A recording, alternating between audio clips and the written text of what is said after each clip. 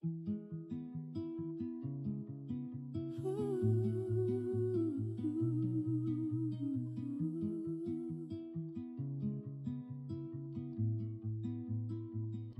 love to fly up in the sky. Through the clouds I reach so high, climbing up to touch the light. Adventure calls me day and night. The wind, it sings a melody, guiding where I long to be. I'll spread my wings and chase the sun. No limits when the dream's begun. The world below fades out of sight as I soar into the light.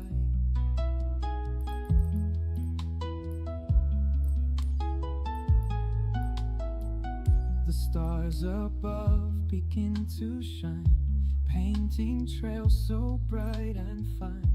Every turn brings something new, endless skies in brilliant blue.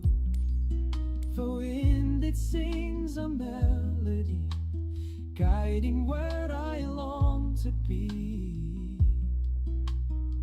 I'll spread my wings and chase the sun. No limits when the dream's begun.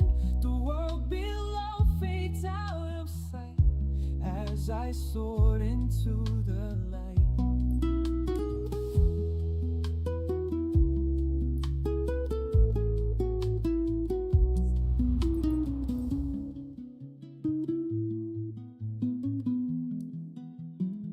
I'll spread my wings and chase the sun. No limits when the drum's begun. The world below fades out of sight as I soared into the light.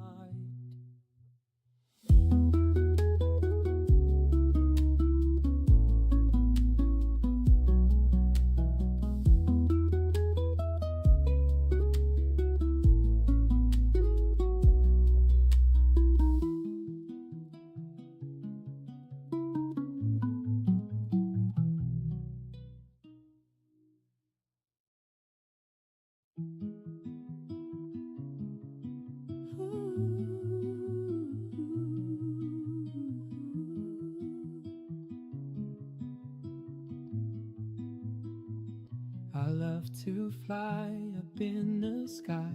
Through the clouds I reach so high, climbing up to touch the light. Adventure calls me day and night. The wind, it sings a melody, guiding where I long to be.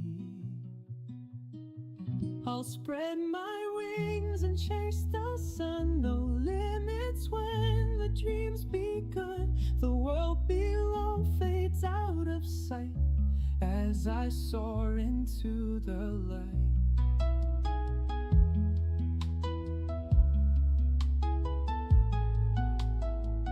The stars above begin to shine, painting trails so bright and fine. Every turn brings something new, endless skies in brilliant blue. The wind, it sings a melody, guiding where I long to be. I'll spread my wings and chase the sun. No limits when the dream's begun. The world below fades out of sight as I soared into the light.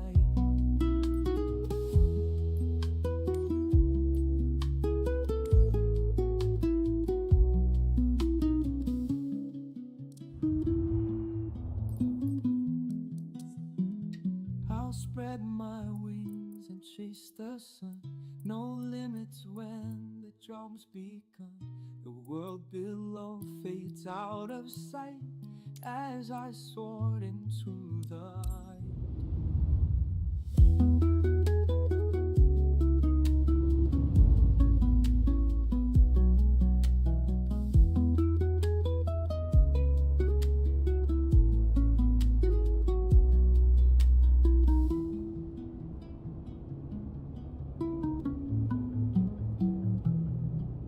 Runway. Awareness. OK.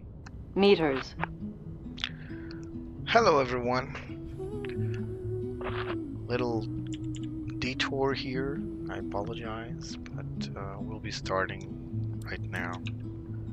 I love to fly up in the sky. Let's cut out the Through music. the clouds I reach so high, climbing up. Alright, welcome to the Glide Slope channel. Today we are going to have a very special flight because this is something I've been really eager to do for a long time. I wanted to fly the ATR. I know, the plane is a little tricky to fly and all that. It's not very friendly when it comes to sorry about that. It's not very friendly when it comes to icing conditions, but we'll be alright. We don't have icing conditions today. We'll be flying from Faro to Madeira. I am just setting things up. I'm sorry it took a little bit longer than usual to load everything because there was a few updates and they're still ongoing. A couple of updates are still not done yet. So I'm going to set up the flight here. In the meantime, it's installing another update. The history of this plane is quite interesting. So this is the flight. Sorry, this is the Asobo.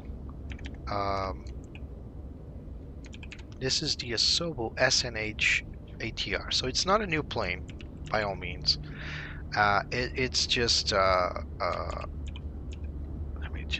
I'm just writing stuff while I'm talking. It's just an update for Flight Simulator 2024. Now, is it perfect? No, it's not. I've already had a few issues with it while preparing for this flight, and you will see some issues occurring because this is not actually a fleshed out plane. I understand that some developers are a little more limited, but the plane is flyable. It is. It's borderline study level. There's some things missing. I especially miss my beloved Jepson flight plans charts. So it only works with Lido charts, which it's all right. It could be better. I mean, at least we have charts, right? Then there's some issues with autopilot. There's some issues with the plane LNAV and VNAV, both of them. The VNAV is actually pretty bad. Beyond ATC. The plane floats a lot, and that could be an issue for a lot of flyers or a lot of players. But hey, we're here to test it out. As you can see, unfortunately I was unable to secure the FedEx texture that I wanted to install. I thought I had it, but for some reason the texture doesn't work with this plane because it's the FS 2020 version of it instead of the 2024. Oh, so well. It's not the end of the world. We can fly with this generic texture by ATR themselves, and I think we're good to go. We don't need much more than that. First of all, let's take a look around the plane. So this is the 72 freighter. So this is the cargo variant of this aircraft, and the stretched one. There's this, most of you will know because it's the most flown ATR. But there's also the ATR-42, which is slightly shorter, takes a lot less passengers, a lot less cargo as well. Now the 42 does not have a freighter version; it only has a passenger version, but it does have what they call Highline. So there's a economy class variant, which is the most common ATR you will see out there. But then ATR developed like a business jet type of cabin, and yeah, I mean, I guess so for regional flying and the short hops with short airfields that you can't really take a jet plane to. this would suit quite fine. And of course, if there's people that are willing to pay more for a comfier seat, why not? So let's remove all the stuff. So remove the protections, and of course we'll leave the chocks for now. We can go around and check everything around the plane, like the tires. You can examine the tires, you can look around, you can open the doors, you can interact. Maybe not this door because this is the cargo variant, so this door doesn't have an air stair or anything of the sort, but you can open the main door, the main cargo door over there. One of the things I like to look at with this plane is the level of detail. Now, you can see here there's some issues with some textures. This one is not looking good. But aside the textures themselves, the modeling looks brilliant. Look at this. You can even see the little dents on the propeller, de-icing system. Pretty cool. And look at the boots here on the de-icing system on the leading edge. Very, very cool. And the blades, of course, they're variable pitch. And everything looks very well modeled. It's a shame that some of the textures look really bad. But these are default textures. I'm really looking forward to flying the passenger version, which we'll do in the next flight if all goes well. And the passenger version does have some nice textures, some nice liveries. But yeah, the plane looks really awesome, and if looks could sell, this would be it. And as you can see, this is the main cargo door is actually operational, so you can open it as so, like so, and you can close it by pressing, I believe, from one of these holding points. I think it's this holding point. Oh well, let's not close it. We're actually going to leave it open. The other doors can also be open, but only with the electronic flight bag. Let's go inside. Alright, so here we are. There's Betsy. And yeah, this is the main cockpit. You will see that there are some features here that are really upgraded by Airbus, because when they took over ATR, and you will see that some of the things are borrowed from Airbus, not all of them. This is the main cargo. As you can see, I believe we can close it through here now. Actually, no. We should be able to close it though. Should be a hot spot here, a click spot. So it is a quite spacious cargo hold. It's not the biggest one in the world, but it is spacious, and it can take those jetline cargo crates, and I think it can take 1, 2, 3, 4, 5, 6 cargo crates plus 7. I think you can go all the way up here. So pretty spacious, takes a lot of cargo. Today we're taking this to Madeira because we want to make the next flight out of Madeira, and I think we're going to enjoy this flight very much. None of these work, unfortunately. There's a lot of stuff here that is non-interactive, pretty much like almost all the Asobo default planes. Alright, so let's start it up. Cockpit preparation, parking brake is set. This one here. Power levers 1 and 2 to ground idle. Engage lock. Oh, this is not. So gust lock on. Condition lever 1 and 2 to set to fuel shut off. Flaps lever set up. Landing gear lever set down. Battery master. Here we go. Let's bring it up to life. So here's a battery. Move it up. We got battery. Plane will move around its power on self-test systems.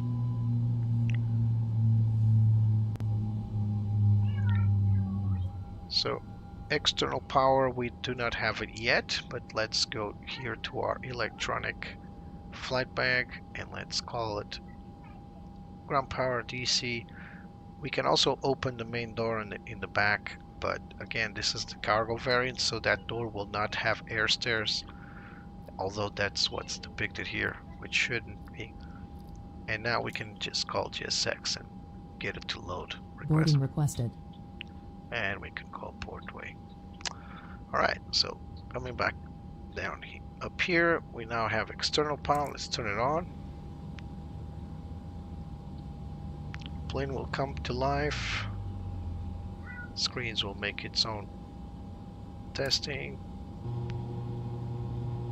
So we now have, you see those stairs? Those are not passenger stairs. They're just for the crew to hop in. That's actually where the pilots would hop in, by the way. And they are quite hazardous because they don't really go up to the door. As you can see, you have to make a little jump out of it. There's no way this would be approved for passengers, for sure. Alright. So the cargo is going to be loaded by the belt loader, as you saw there. So annunciator lights, let's test them all. Looks good. Glare shield as well. And down here, all lights look fine and dandy, so let's put them back to bright. Cockpit panel lights as required, not yet. So we are going to jump all these tests that we should be doing. So let's turn on the nav light, turn on the hydraulic pumps. Well, this panel here is like on Airbus. It's based on lights off is operational mode. So if you have white lights, it means the systems are off and you should turn them on like so. But it doesn't mean that they will work. They'll be just set to auto mode. So most of these will fault. There it is, because they're on auto mode, which is what we want. Now let's go on and do something very weird, which is break the propeller. What does this do? So this plane is not equipped with an APU, so you can't really operate this plane without power. So currently we are on external power, of course, but once we require to push back, we are going to need to have the engines powering the plane, because there's no other way actually. So what do? This plane has a feature which is the hotel mode. What is hotel mode? Basically, you can turn on your engine without rotating the propeller. This will make the engine safe to operate on ground, because the wings are elevated, as you saw earlier. So we can actually start engine number 2 without having the blades rotating. This way these guys can continue their work, or passengers can continue to be loaded in. And after a moment, what will happen is, once you're ready for the pushback, then you can reset the blade brake, so the propeller brake, and operate the plane normally. So that's pretty cool. It doesn't really need an APU, right? Because it has this cool feature. And look at all those packages. Yeah, it has a new PS one. I previously saw an IKEA one, which is cool. So they disappear over there, but hey, let's let them do their work. So seatbelt signs. Let's go back here. So seatbelt signs. Still figuring where most of stuff is. Oh, this is the cargo variant. We don't need seatbelt signs. Emergency exit lights not required. Windshield heating, so this is what we turned on earlier. Oxygen main supply set on. Compartment smoke test performed. So we're going to make a smoke test here. Alright, so we are going through the exhaust mode reset, so we just press it over and there it is. And all trims should be centered. We didn't touch those, so all the trims are centered. And we can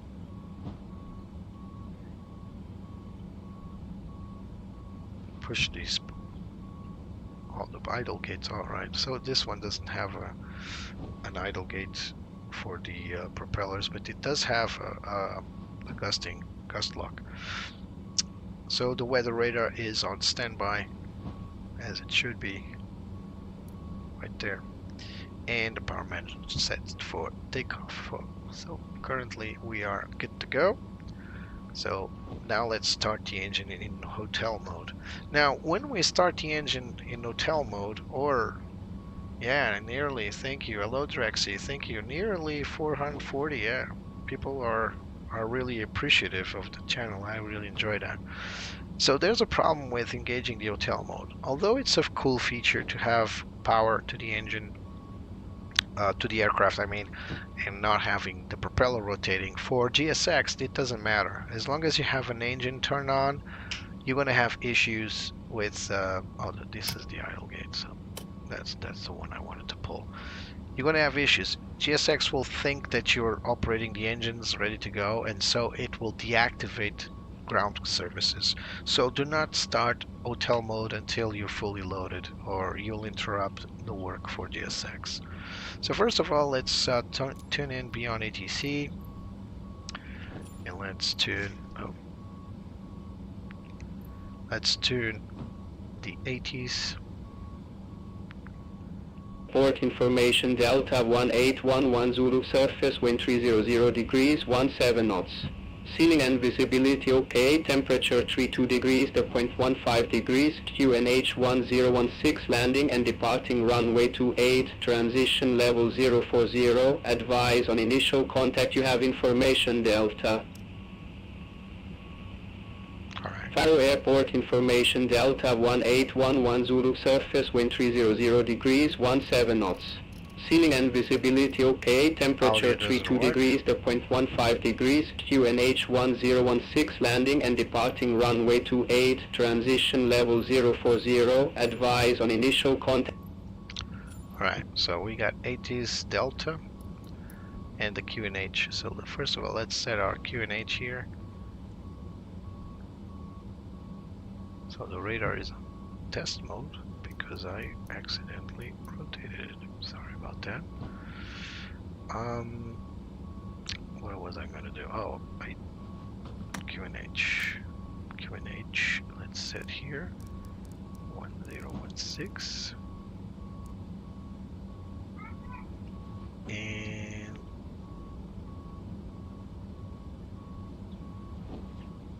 stand by.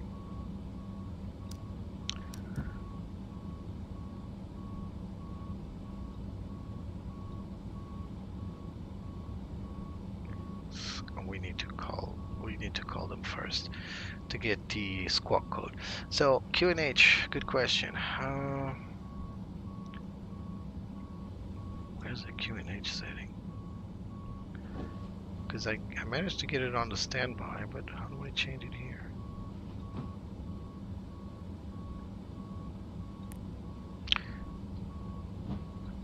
Let's load the flight plan for now. Faro ground, Shamrock 497, Airbus A320 with information Delta, gate 320, request IFR clearance to from Faro Dublin. to Madeira. Set the flight Shamrock plan, set the 497, fuel, Faro ground, clear to Dublin via Euro 2 Victor departure, runway 28, climb via There's our to flight plan. level We're gonna 100, call squawk ATC 4111. in a Cleared moment to Dublin to via get our Euro 2 Victor IFR departure, clearance. runway 28 flying via SID to flight level 100, squawk 4111, Shamrock 497. Shamrock 497, This we're is back correct. brightness, Call this me is back when ready contrast. for pushback or engine start. Wilco, 1016. Shamrock 497. There it is. It's hidden there. And it's cross-checked. Alright, cool. Oh, I was getting scared there. Alright, so let's go to IFR clearance. Faro ground, FedEx 72 Foxtrot, ATR-72 600 with information Delta, gate 451, request IFR clearance to Madeira Airport. FedEx 72 Foxtrot, Faro ground, clear to Madeira Airport via Ixoli 2 Victor departure, runway 28, climb via SID to flight level 100, squawk 1343. Cleared to Madeira Airport via Ixoli 2 Victor departure, runway 28, climb via SID to flight level 100, squawk 1343, FedEx 72 Foxtrot. FedEx 72 Foxtrot, we're back correct. Call me back when ready for start or taxi. Roger that, FedEx 72 Foxtrot. So there it is, 1343.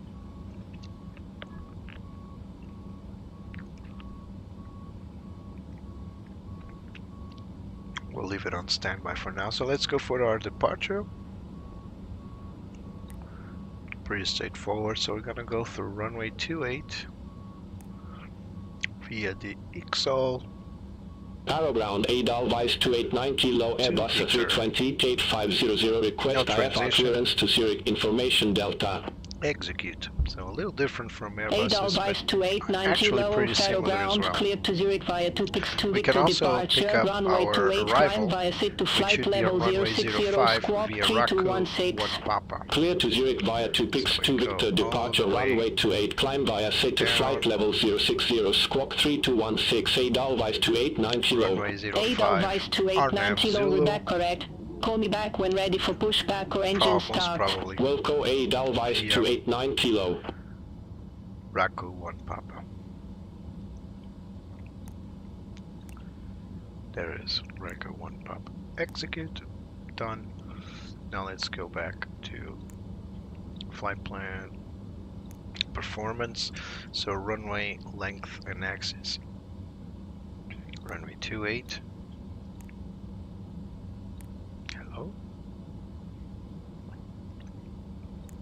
What's going on here?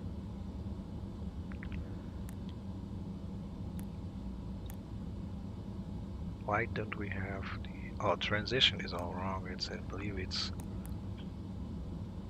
4,000. We can check this later. But the runway is omitted. I wonder why. So we got our flight plane here to give us the altitude. Eurowings 59 Hotel, request IFR clearance to Cologne Bonn. Eurowings 59 Hotel, Faro ground, information Delta current, cleared to Cologne Bonn via 262 Victor departure, runway 28, climb via SID to flight level 060, squawk 1513. Clear to Cologne Bonn via 262 Victor departure, runway 28, climb via SID to flight level 060, squawk 1513, Eurowings 59 Hotel. Eurowings 59 Hotel, read back correct. Call me back when ready for pushback or engine start. Roger that, Eurowings 59 Hotel. Doesn't allow me to. Anyway, we can set it up here. AGC will give us. So back to this one.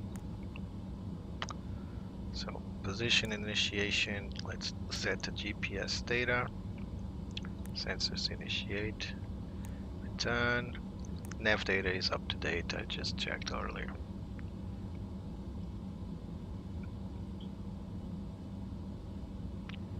Oh, it is current. It's just weird that it's saying 2022, but it is current because we couldn't set it up otherwise. As for weights, we can confirm all the weights here. It's already been added. Flight plan initiation, we already set that up. So we are FedEx FT X-ray 72 Fox.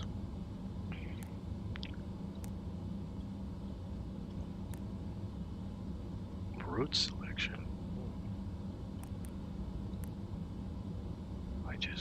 What happened to the flight plan? Flight plan disappeared.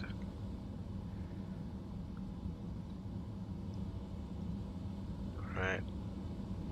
Just need to insert this again. Runway 28 via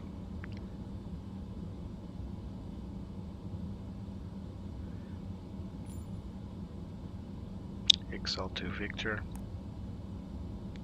Execute. Let's go all the way down to Madeira.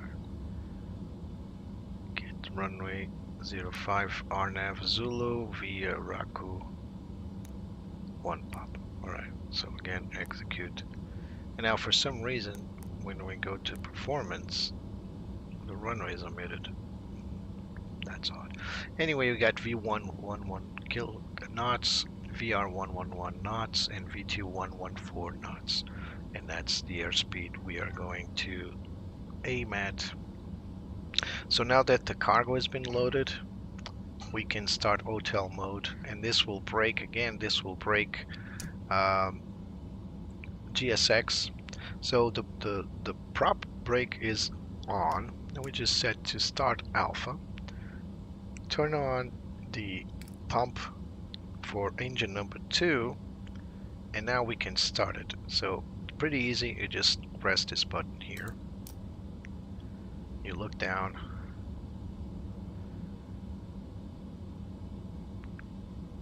See, it's starting up, and now we set this to feathered.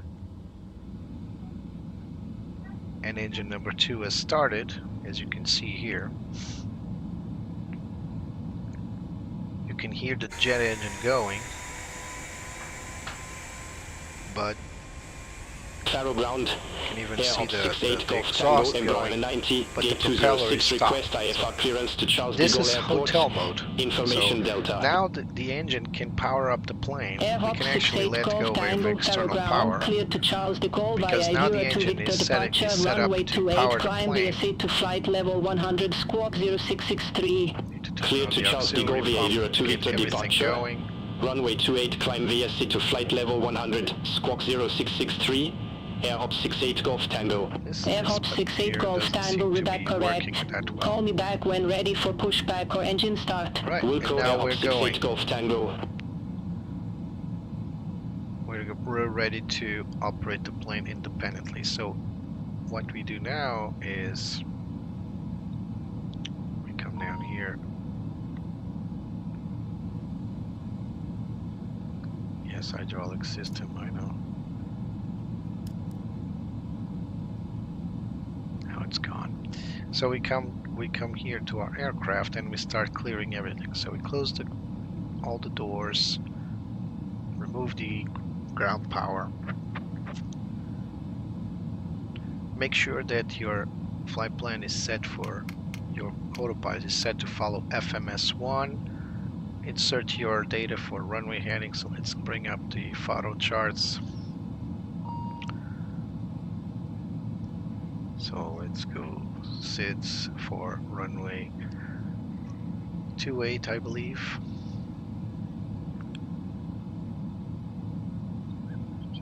RNAV SIDS, yeah, this is the one. So we're going for XOLI 2 Victor right here. So we're going to maintain runway heading 281 and then turn left heading 265 all the way to XOLI, and then we'll depart to direct to Madeira. So it's still hydraulic system loss. Weird. Alright, let's move this out of the way. Alright, let's call request push and start. We're going to do a power Foxtrot, pushback. gate 451, request pushback. FedEx 72 Foxtrot, Faro ground, pushback and engine start approved. Face east. Alright, now I'm Pushback gonna... approved. Face east. FedEx 72 Foxtrot. Captain. We are ready for pushback. Alright, so with hotel mode, apparently now GSX can make the push, which is not happening before. Yeah, we got a hot, because because the propeller is not Checks on. completed. Bypass pin inserted. Because the propeller is not on, the engine will start overheating over time, so we need to make this as quick as possible. So releasing parking brakes.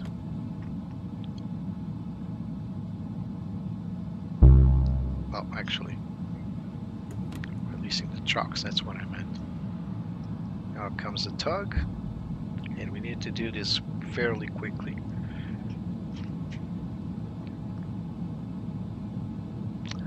Sorry, Drexy. Yeah, sure, go ahead.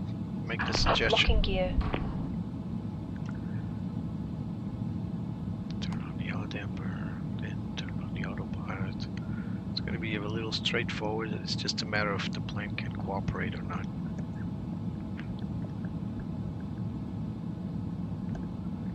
Track IR is on.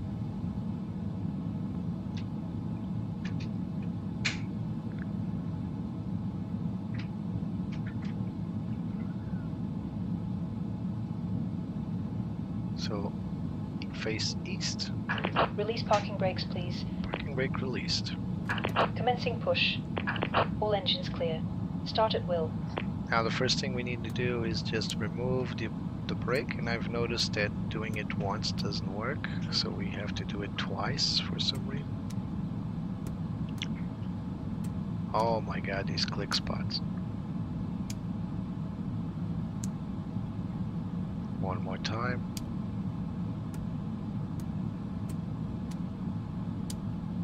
Yeah, this is definitely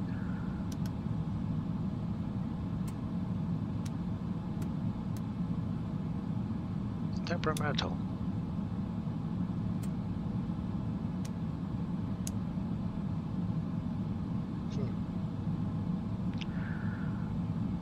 Alright, let's run the pump for engine 1. Let's start it up.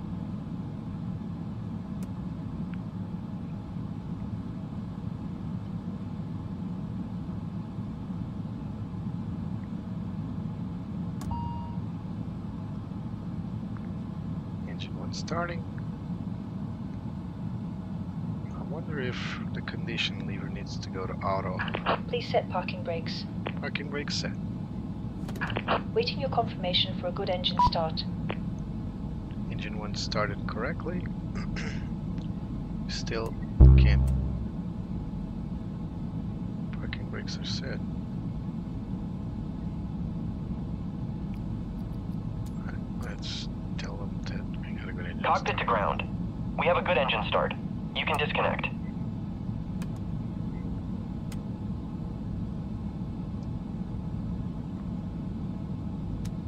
Now can we disengage the brake, please? Nope. I think both engines are running well. It's just this second engine is acting up.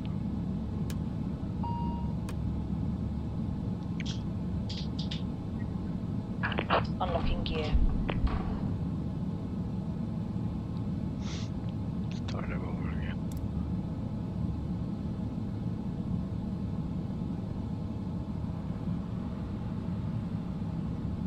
Alright. Tow truck disconnected. Bypass pin removed. Left is clear, right is clear. Yeah, there's definitely something going on with this.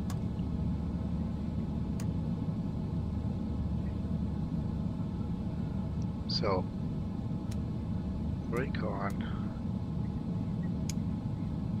brake off, brake on, brake off. This should go away.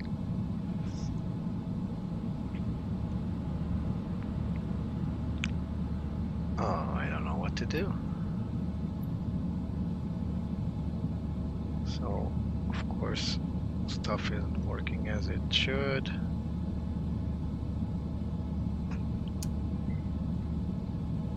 So, brakes on. Brake off.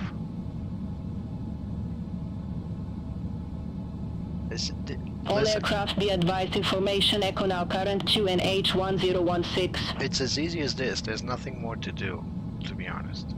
Nothing at all to do. So I'm going to shut down the engine now.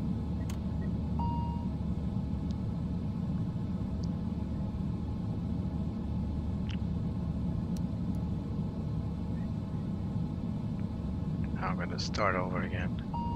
Brake off. Scandinavian 66 Zulu, request IFR clearance to Kastrup Airport.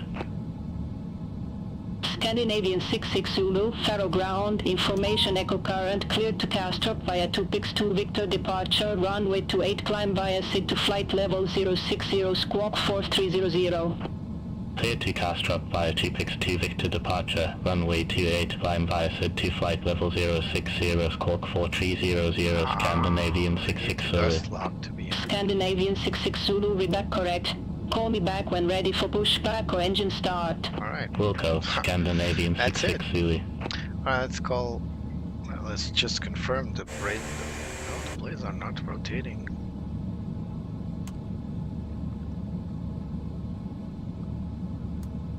Brake on, brake off. There it is, unlocked. FedEx 72 Foxtrot, request taxi to the active.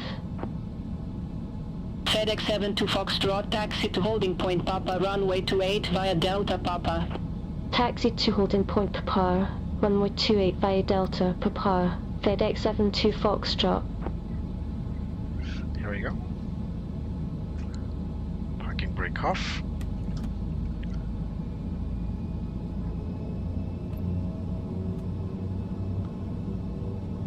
And we're rolling. Let's do controller check, full deflection. Oh. Why isn't that moving? So we're going through via Delta Papa.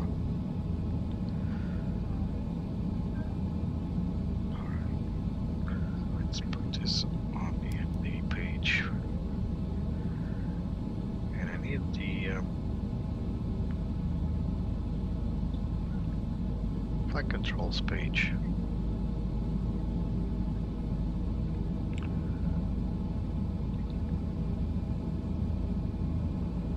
Hello, Andrew. Donegal Airport in Ireland. Donegal. I need to check on that. I don't have that airport. Andrew, welcome, my friend. Just taking off from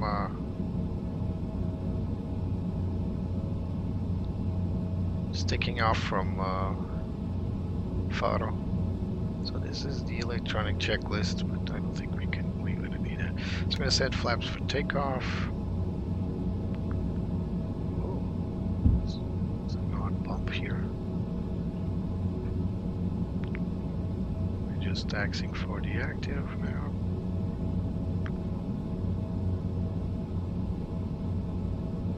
There's a little tug coming our way.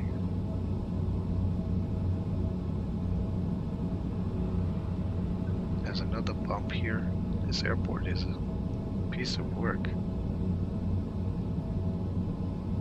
FedEx 72 Foxtrot, contact Faro Tower 120.755. Have a good evening. So, is this Over to Tower 120.755, FedEx 72 Foxtrot. FedEx 72 Foxtrot, ready for departure. Runway 28. FedEx 72 Foxtrot, Faro Tower, wind 300 degrees, 16 knots, runway 28, cleared for takeoff. Runway 28, cleared for takeoff. FedEx 72 Foxtrot. Clearing us so far from the This is a small plane. Money's over there. Let's not waste time. Sound is too low. Approaching 28. Much better. Sorry about that. So we're clear for takeoff.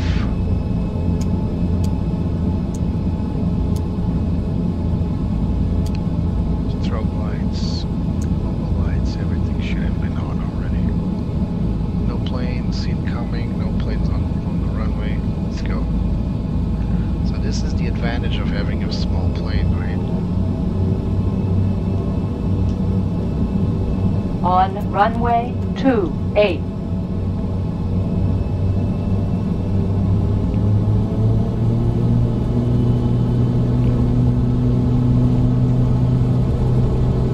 Airspeed alive.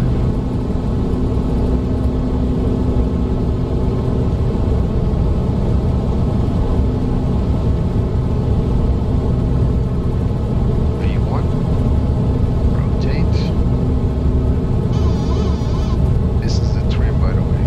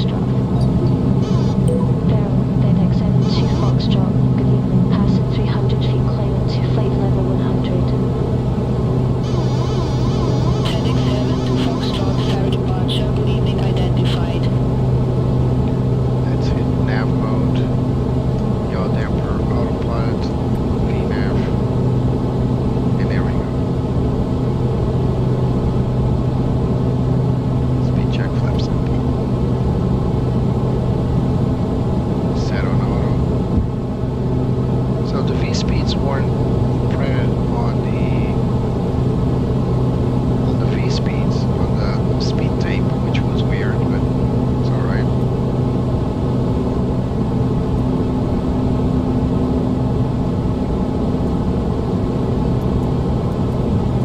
Hello, flight plan.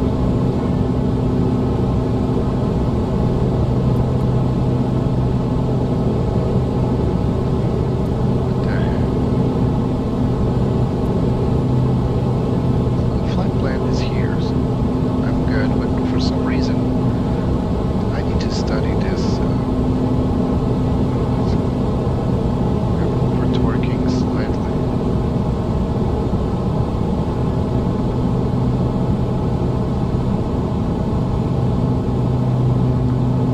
So we got LNAV and altitude. We're gonna set the altitude for flight level 100.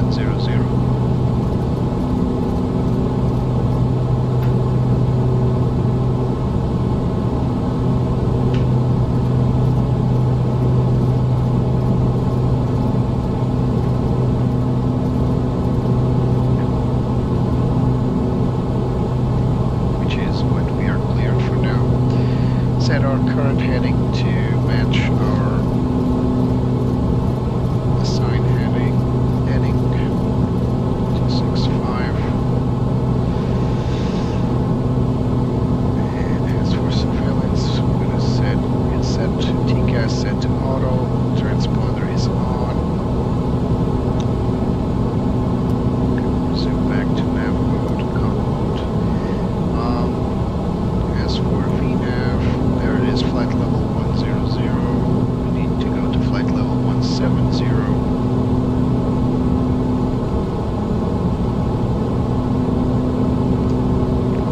We can set our flight director here as is. We're still over-torquing slightly, so we need to reduce our torque a little. Section There it 289 is, uniform, into the maintain green. 3,000 feet until established, clear ILS approach As runway for 28. our Maintain 3,000 feet until established, clear not ILS depicting approach the flight runway plan. 28, fraction 289 uniform.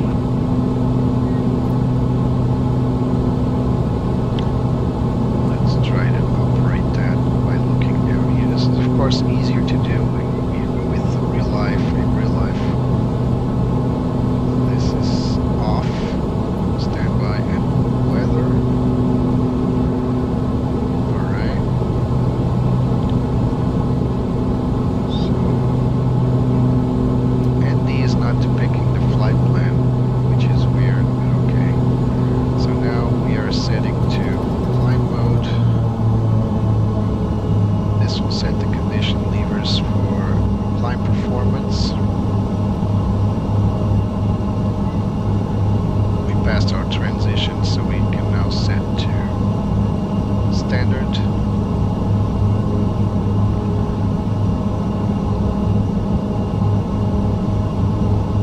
I just pushed that button and nothing happened. There it is, standard. And cross-checked. Standard as well, so 10 to 13. Alright, so the plane is now following the flight plan. We can see it here, but for some reason we don't have depicted on the ND, which it should. It is following nav and VNAV. So much like the issues we were seeing, Altimeter setting. it is standard.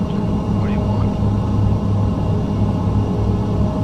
It's standard. Altimeter setting. It's standard. We're above 10,000 feet. Oh, we're not above 10,000 feet.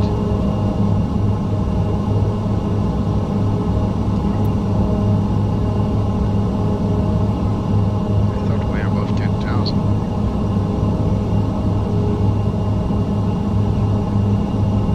So now VNAV indicated airspeed. We can now move the IAS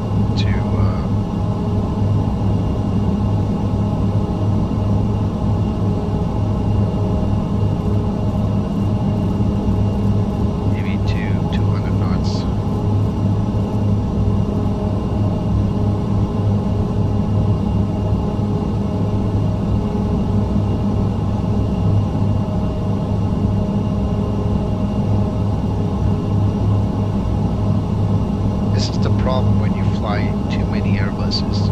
Everything else looks so rudimentary.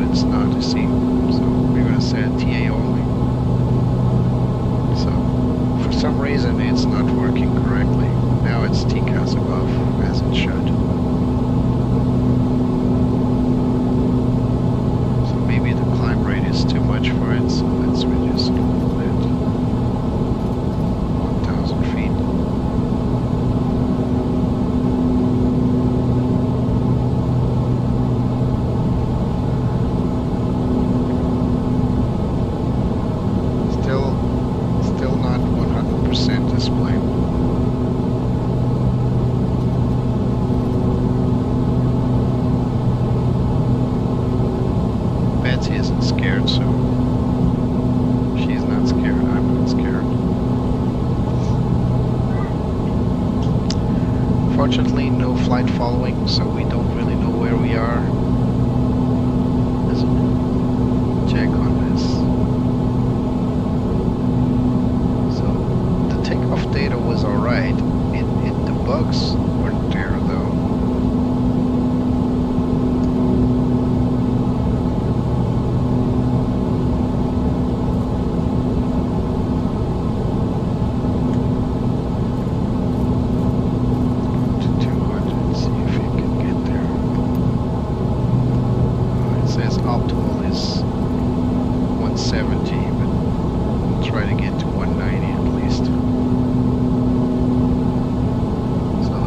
is the weather footprint, by the way. You can narrow it. To be honest, I could never get it to work properly, even with heavy thunderstorms in front of me. The radar wasn't seeing anything. Not sure if it's correctly modeled on this plane or not, but it is what it is. So we're following our flight plan. You gotta trust me. I mean, I can load the flight plan here, and we can follow it. Ryanair 19 Delta Bravo, maintain 3,000 feet until established on the final approach course. Clear ILS approach runway 28. So here we are right now. This is where we're going. This could easily be integrated here. The flight map charts. There's only Lido charts. There's no Navigraph or TubeSim charts, which is unfortunate. Everything else looks pretty standard. I don't know why our performance. Maybe that's the problem. Because the center of gravity is all the way out, so that's the reason why we weren't taking off. It's decentered, but this was loaded by Simbrief, and it's well within the plane's range. It's just off center. As you can see, the CG point is way up there. That's why we couldn't get off the ground. Yeah, this plane is not doing well. Hey, we're flying. That's what matters. We're still. I really am obsessed with putting the ND with my flight plan. So let's see, bearing 1, bearing 2. So we got the VRAAS. So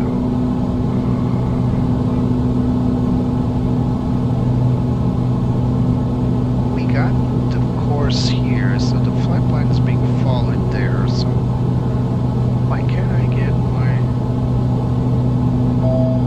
flight plan here? So I'm coming up on 10 tau. Are we clear to climb further? 170. Let's do that. It's 170. I need to close this for a moment.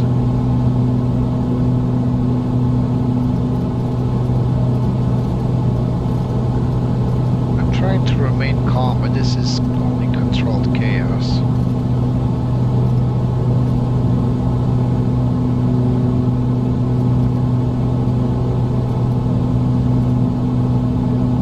Alright. Flight level 170.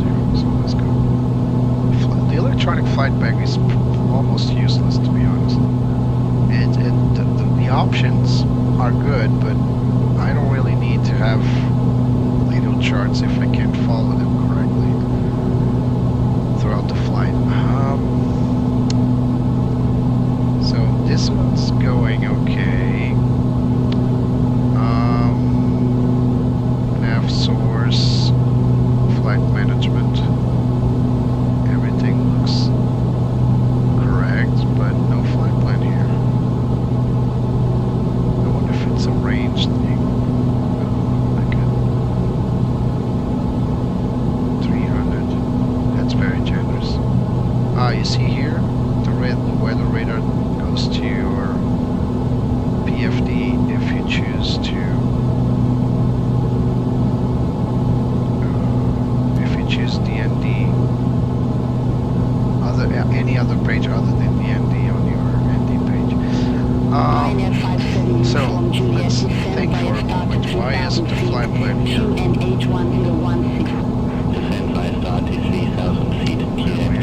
Make sure this is on auto, anti-ice, and this doesn't work.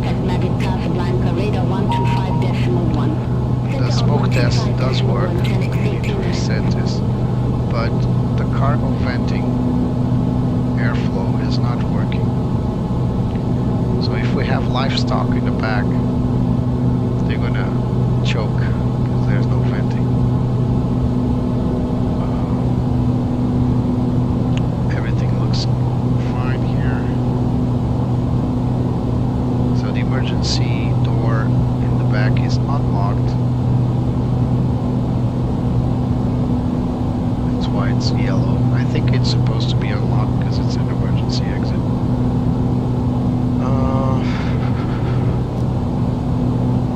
So these are the procedure menus. Yeah, there's nothing more to say. Maybe multiple ND mode.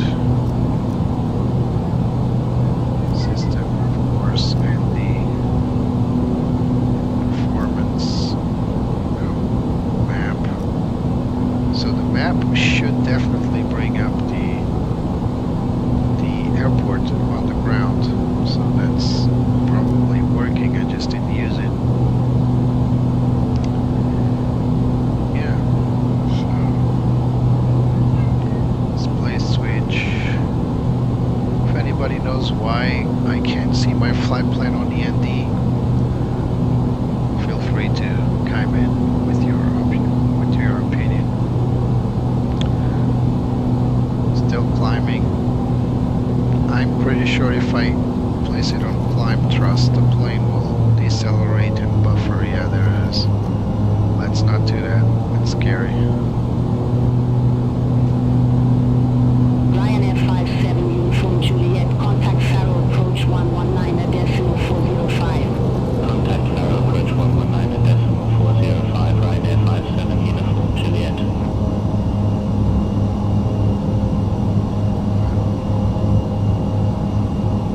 Set to FMS speed. Looks like it's holding now. Although the stall buffer just climbed. That's always scary. Never good. So we're over the ocean, and this could very well be a very scary flight. But so far so good, I guess. We're flying.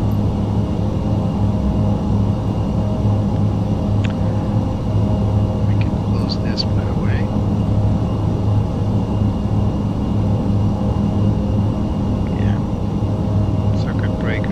Are just for visuals. None of them work. Weather radar should be working, but again, it's hard to say. So there's a react mode, TGT. I need to learn what these do, to be honest. I just know about the sector. The plane seems to be accelerating now. It's managing quite well. So let's try VNAV again.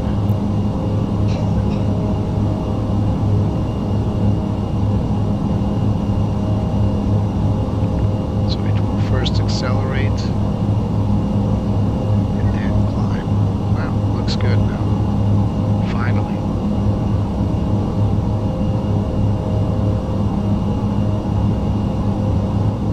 Still over torquing slightly, but that's comprehensive. We're still not in cruise, and it appears that our CG is not correct either for some reason. There's really nothing I can do about the CG. I mean, we just load the payload and expect the plane to do its thing, right? What else should I have done? Takeoff data. Desired runway. Flight plan had all the cargo payload, total payload. Lisbon Center, Idor Express 1570, flight level 340. Idor Express 1570. So, I'm sorry about not chatting with you guys, but as you saw, I was quite busy. So Drexy, the reason why I wasn't climbing was because I wasn't following the correct VNAV procedures, or at least the plane wouldn't want to follow the correct VNAV procedures. And I was struggling to understand pretty much everything that was going on. So this plane is a little mess of issues and little bugs. I could list them for you, but I guess you guys have more interesting things to do. So the door is open. Yes, it is. Is it just one door open? Both doors are open. Right. So now we can lock the doors. So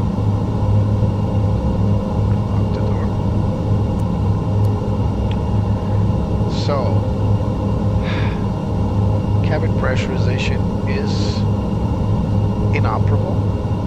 You can only set it to manual, but none of this works. What else? This is only for show. None of this works either. We can just test the warnings, that's it. Same thing on the other side where Betsy is. What else? I've noticed that a lot of these knobs are fidgety. Sometimes you want to press one and you get the other. For example, if you want to press the pump here, look at this. It illuminates the what's this called? The shade, whatever it is, this name you call this. And so it inhibits you from pressing, for example, this switch here. You're trying to press the switch and this thing is in the way. So you need to really stretch yourself. Lighting isn't good. As you can see, the cockpit overhead. So we have the knobs here. So we got the MIP PD all the way set to bright, overhead all the way set to bright. Only the flood seems to work correctly, but even with the overhead to flood, you can see that you can barely read, and especially these lines here. It doesn't look like backlit. I'm going to turn this off, by the way. So a lot of glitches, a lot of small issues, things that are getting annoying now. Coming up on flight level 170. The worst thing for me right now is this. I do not have my flight plan set on DND.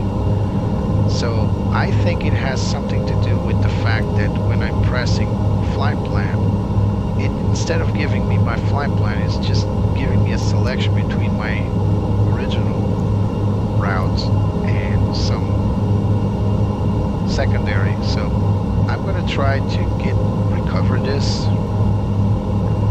by pressing set flight plan.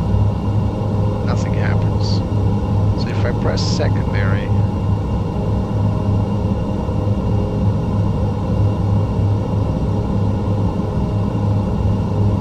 flight plan, secondary, same thing. Alright, just save the route if you want to. Not allowed, alright? So not even allowed to do that. Alright, so now pressing flight. Ah, there it is. So, and now there it is. Ah, so weird thing.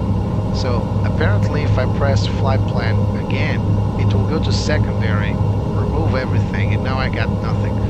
If I want to recover it, I need to go back to that plane, to that page where I was at, and now I got the flight plan back. It's just stupid. Parking brakes on. Oh, it is on. So we're still over torquing, engines are running a little hot again. Coming up on cruise, so hopefully this will be momentarily improved.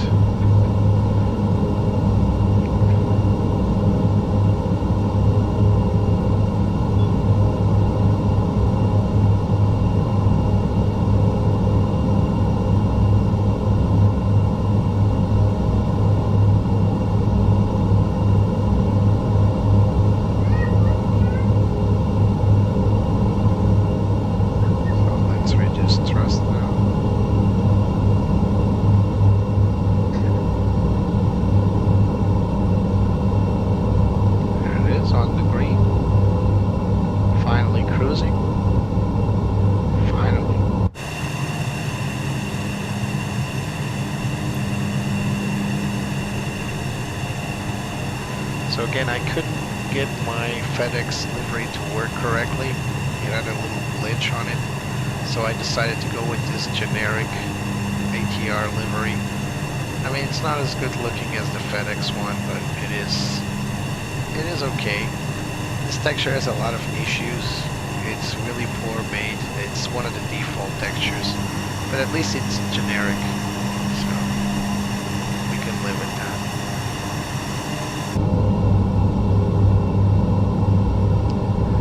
So I noticed in that we are cruising with 5-degree nose up pitch, which is optimal. I wonder if it has anything to do with the fact that our CG is messed up. Probably does.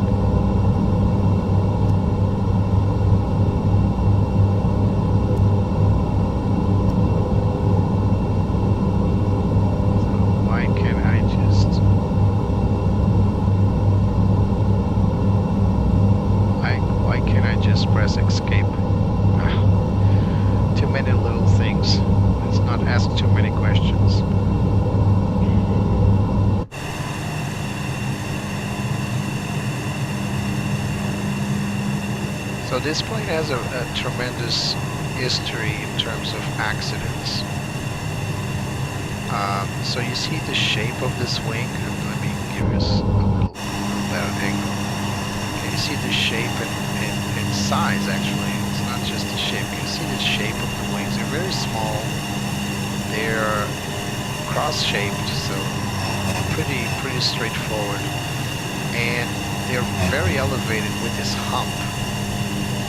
Now, when it comes to icing conditions, these things can get, I mean, they're right there. They're getting hit by every single icicle you can think of. So that's why it has these big boots here. These are the anti-ice systems. So you'll be inflating and deflating, breaking the ice, and they're doing their job.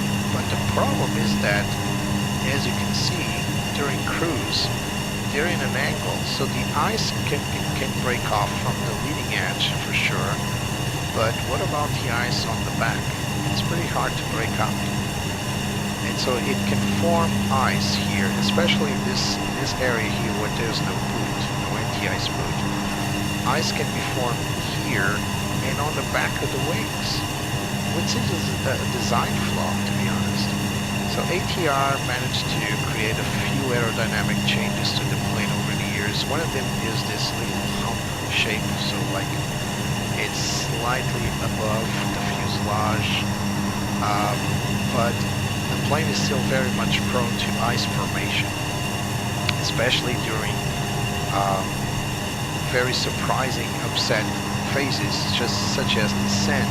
Even in a hot climate, if there's condensation and you're on a descent, ice can be formed on the back of the wing. In fact, recently one ATR was dropped out of the sky because of that. There was just so many ice formed on the wings that pilots couldn't control the plane. They entered a flat spin, and unfortunately they couldn't recover. This is I mean, a lot of operators operate the ATR in ice conditions, so they know how to work. So it's possible to work with it quite well in ice conditions, but there's still this danger. This plane can enter this unrecoverable state because ice piles up on the wings.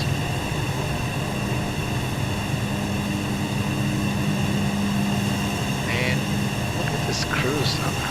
I'm pretty sure this has to do with the CG being messed up, but 5 degrees nose up, it looks really bad. Remember the angle, there's an angle already on the wings, so the wings are, I would say, about 6 or 7 degrees. It's creating a lot of drag. This will, of course, affect fuel consumption. Hey, ATR knows best. So TCAS is still set to above. Let's see if I can reset it to normal. So back to TA auto. TA only. TA is still above. That's weird. So the auto mode is really not working at all. Let's see, back to auto. Still above.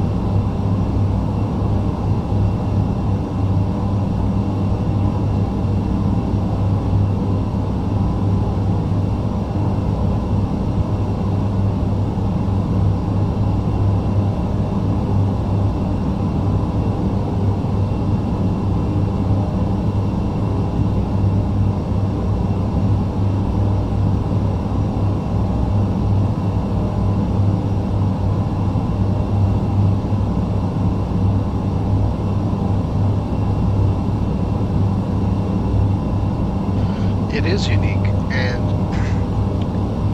it's amazing how with all those accidents and incidents, it still flies, it's still going.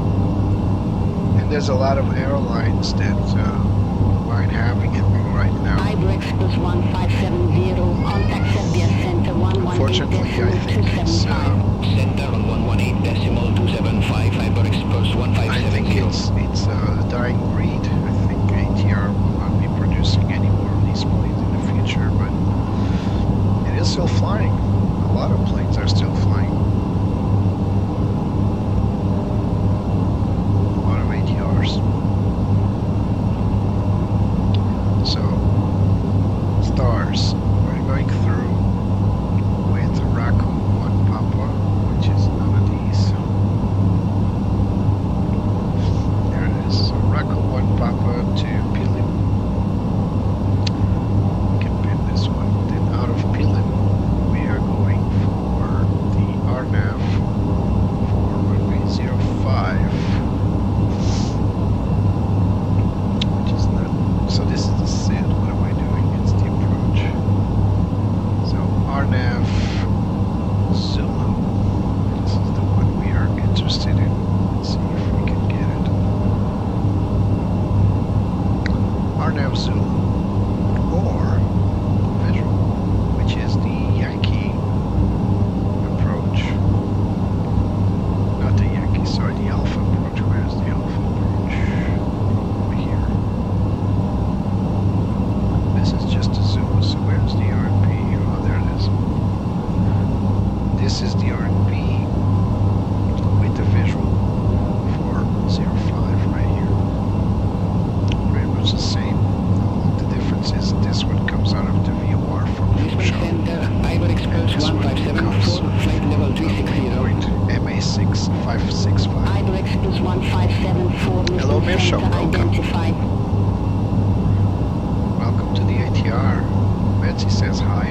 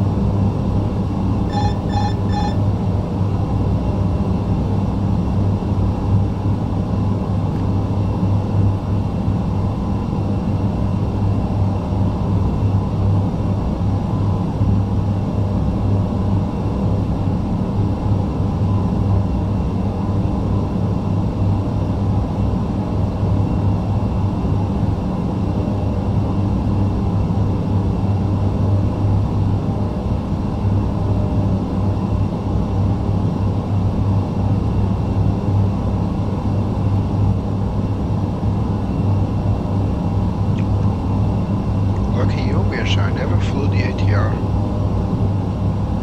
How was the flight? Where did you go with? And with whom? With what airline?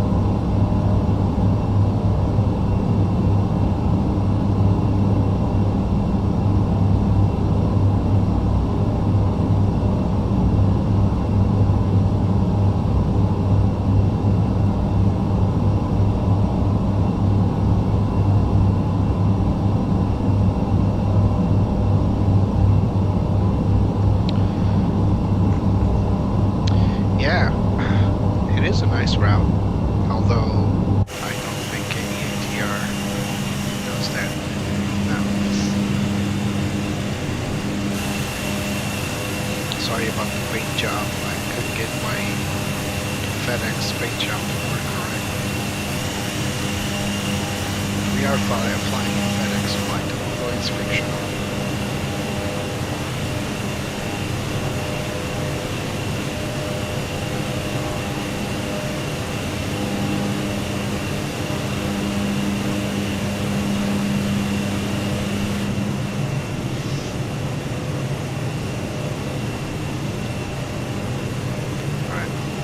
So I'm gonna go on a little pause here.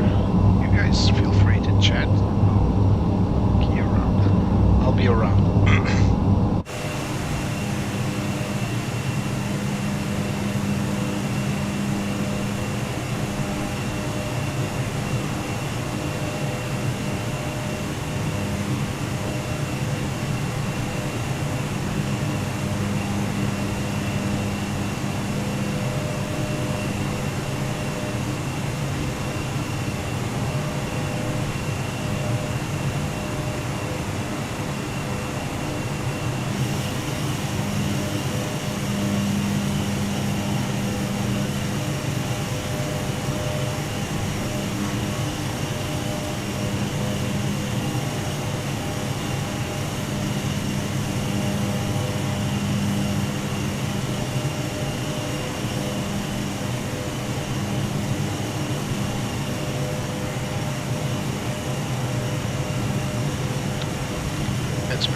nice, Mirsha.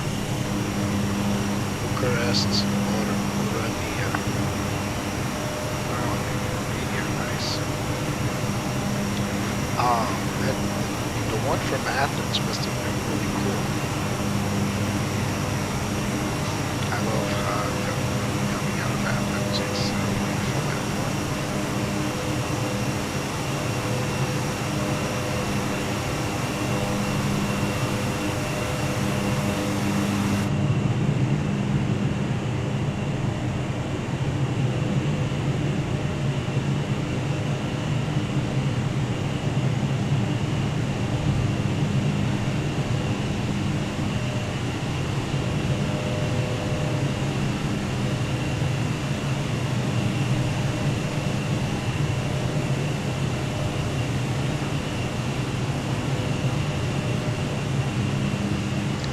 Question, Mirsha. I'm not sure about the full performance.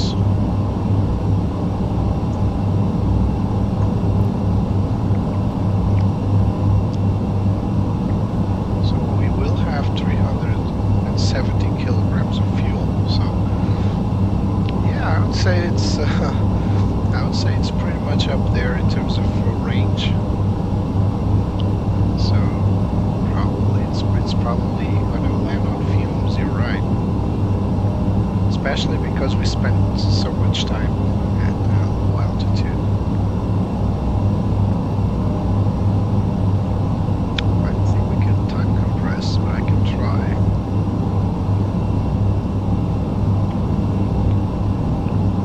No, there's no time compression option, which is sad. But these planes are meant to fly low range routes, short routes, so I don't think you really need to have those time compression.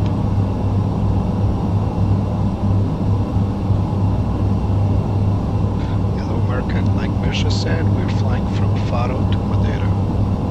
It's written on the top of your screen, departure LPFR, destination LPMA, that's Faro to Madeira.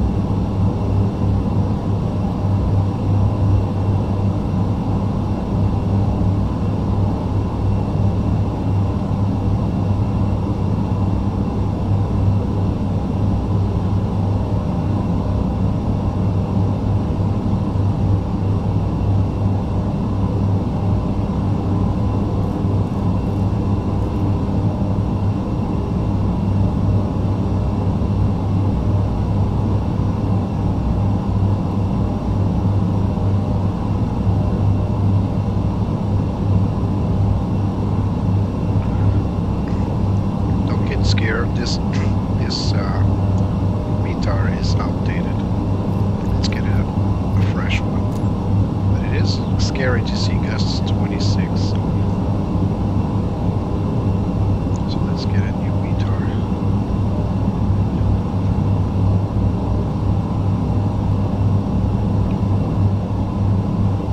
So this is Faro. There it is. So we got wind 360 at 16. So almost pure north. Actually, it is pure north 360.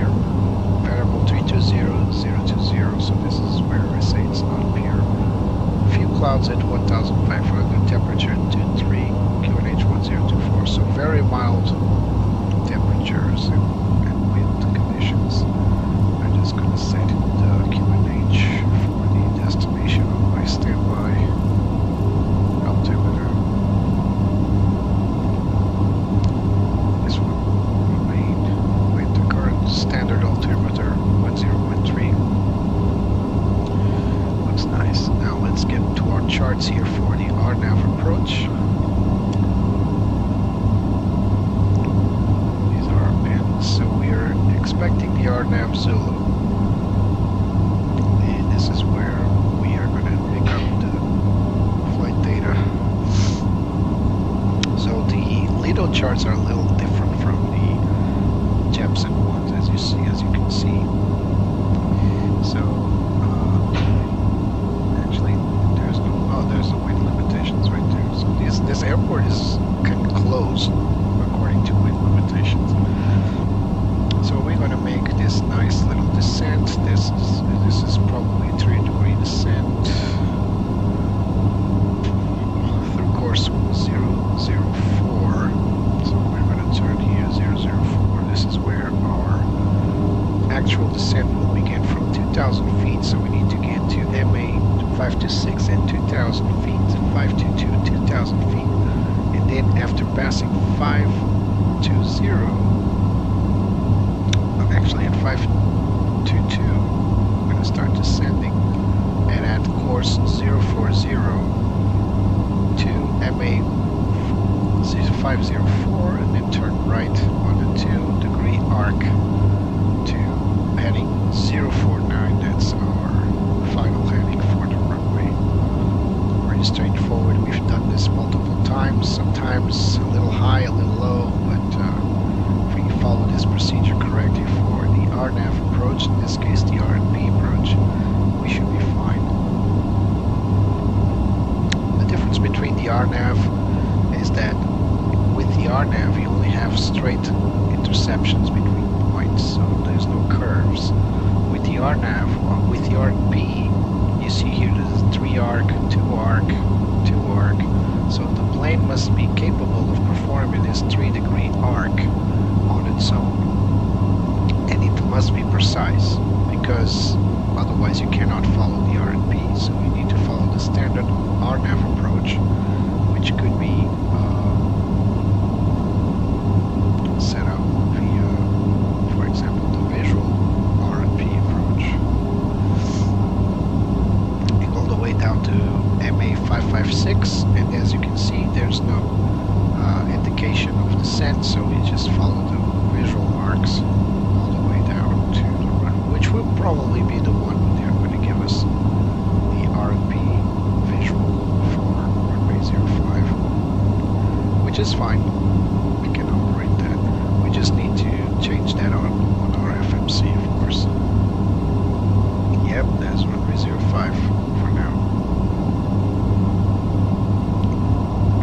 But we need to confirm, of course, with ATC.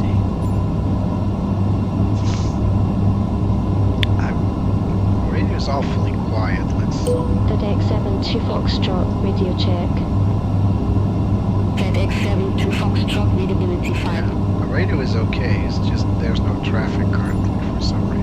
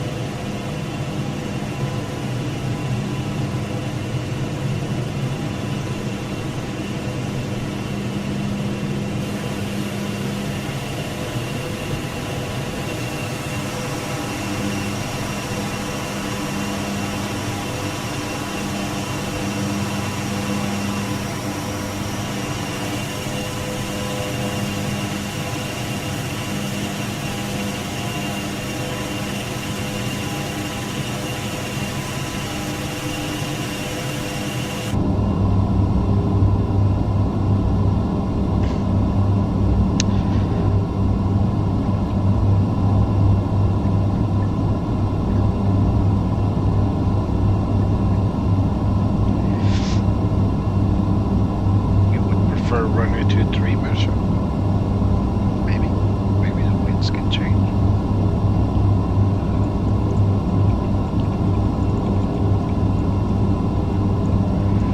So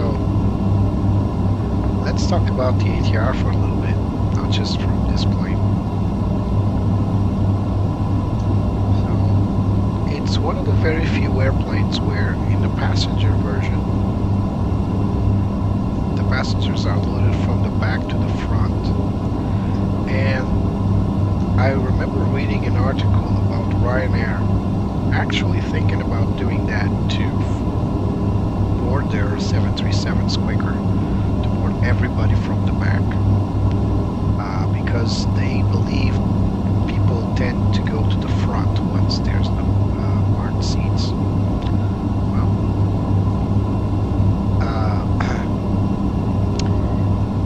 This is also, again, we're talking about the passenger variant. This is also one of the very few airplanes in the world that have no middle room, no middle seats, I mean. So there's no middle seats on the passenger variant. In fact, the Highline version of the ATR, the luxury version, if you want to call it that, has one seat at each side, one business class seat on each side, so there's no middle seat, which is, of course, given the size of the plane, is comprehensible. It's just not something you see every day. So even though it was built in the 1980s, and it's actually pretty advanced for its time, and I'm not talking about this particular variant with all these glass cockpit items. Not all ATRs are equipped like that since the beginning, but from the fact that they're the first airplane, the first civilian airliners to be developed with carbon fiber. It's not fully built on carbon fiber, but the wing box and several other items on the plane is built with carbon fiber, sorry.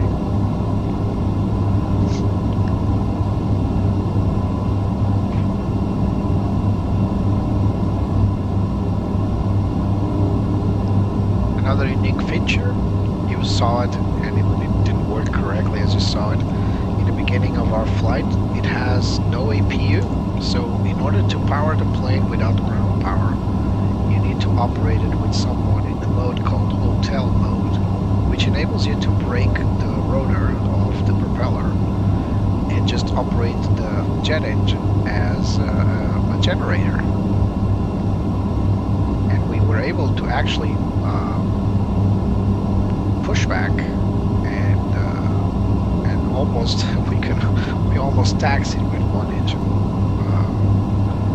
in hotel mode.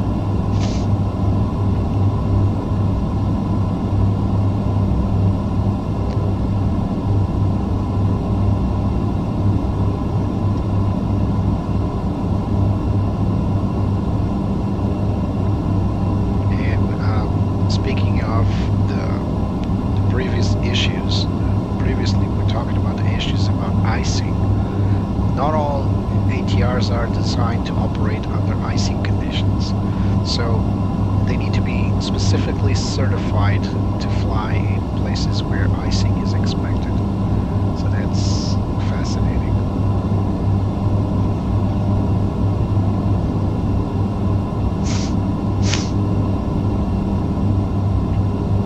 So this is the latest variant of the ATR, the 600, both the ATR-42, the shorter version, and the ATR-72 are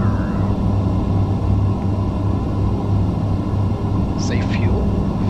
Safe fuel for what? I got fuel. I got 600 or so kilograms arriving in Madeira. It's all right.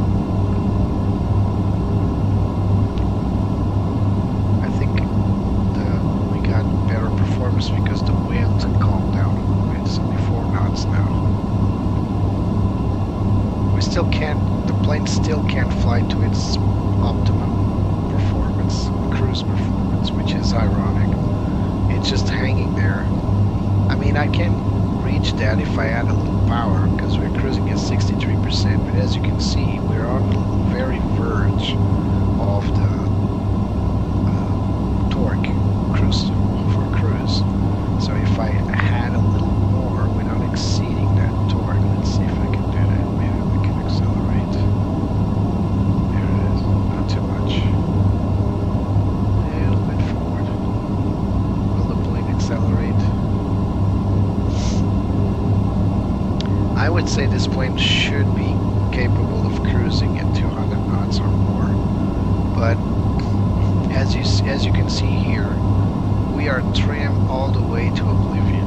We should be trimmed at about 2 degrees nose up, but we are at 4.5 degrees, and there's nothing I can do about that. That's the trim the plane is setting to maintain speed and altitude.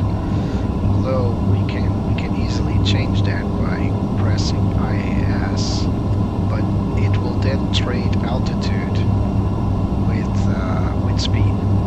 So the plane is hanging by the engines, as we usually say, because unfortunately it's definitely having issues with the CG. So we saw that earlier.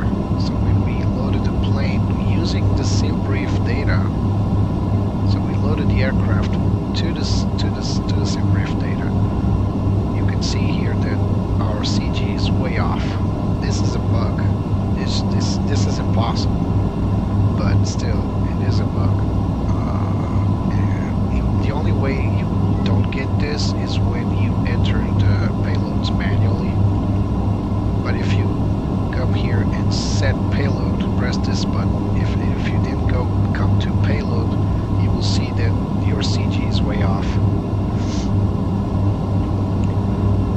So we're coming up about halfway on our flight now, even though our progress bar on top is not saying so. I really wish we could go faster. It is increasing slightly the speed. Let's try to operate with IAS.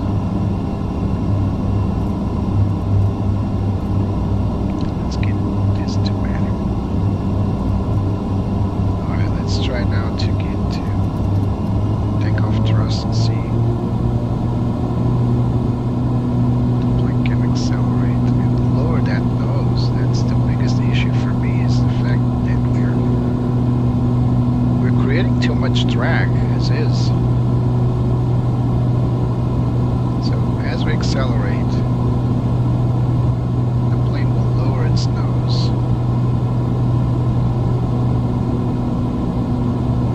So the power management is definitely not working as intended. There's some tweaking needed.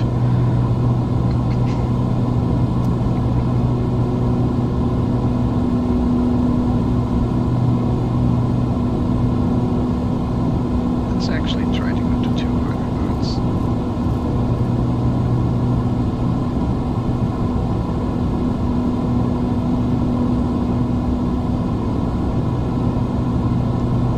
So we're reaching a point of turning, and we have our top of descent right over there.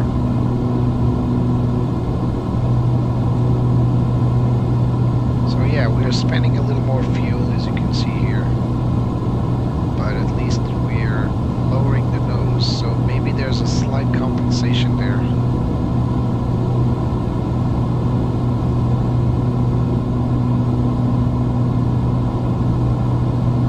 Again, TCAS should be on normal.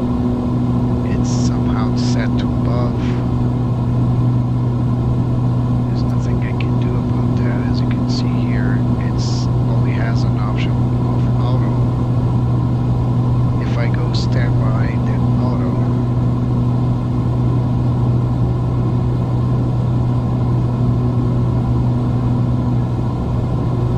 It'll always go to above. It should be above, it should be normal at cruise. Then when you start descending, it should be set to below. We'll see if that happens.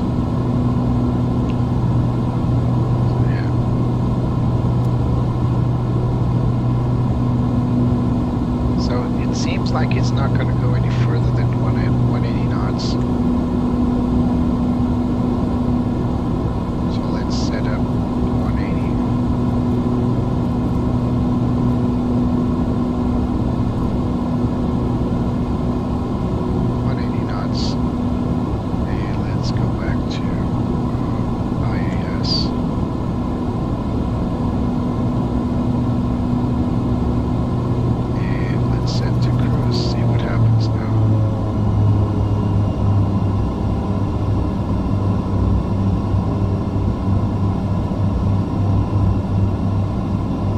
struggling.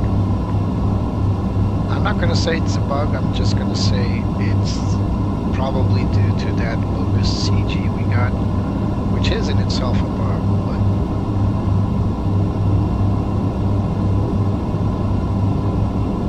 we're just about to make our turn here. It's going to select it. VNAV.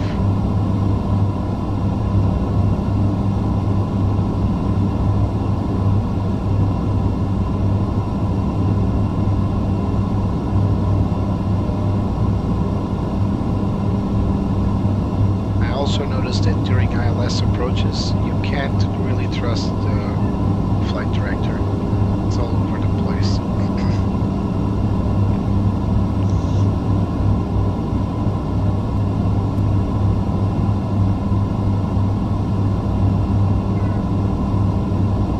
Here we go. Just about to make our turn here, hopefully. There it is. So now the flight director will seem to work as planned. During an approach, ILS approach, basically, it's going to be very erratic, like pulling you to the side over and over. You're really undecided where you should be turning your plane to. Here's Betsy. You want to hear more fun facts on the ATR, Betsy? So, ATR was developed, like I said earlier, it was developed during the 1980s. The very first companies were the French aerospace company called Aerospatiale. Mainly develop helicopters, but also airplanes, and the Italian Air Italia. So two companies joined venture, created the ATR. ATR stands for Avion de Transport Régional, or Aerei di Trasporto Regionale in Italian. It means just regional transport airplanes. ATR, that's the acronym. The first model ever was the ATR-72-300, and it made its first flight in 1984. I was 5 years old. And during the late 1980s, they developed the ATR-72, which is the one we're flying now, the stretch variant. Of course, the first cockpits weren't as modernized as these were.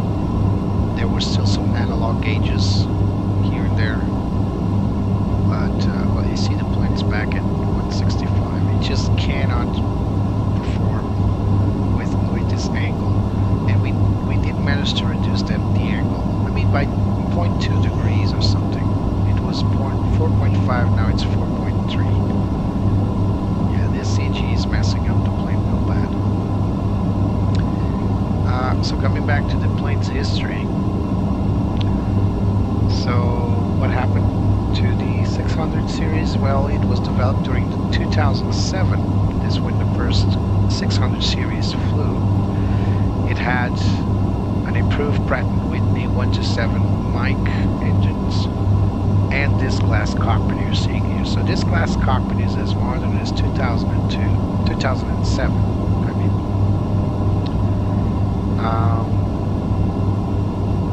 So earlier I was talking about Airbus. ATR was purchased by EASA. EASA is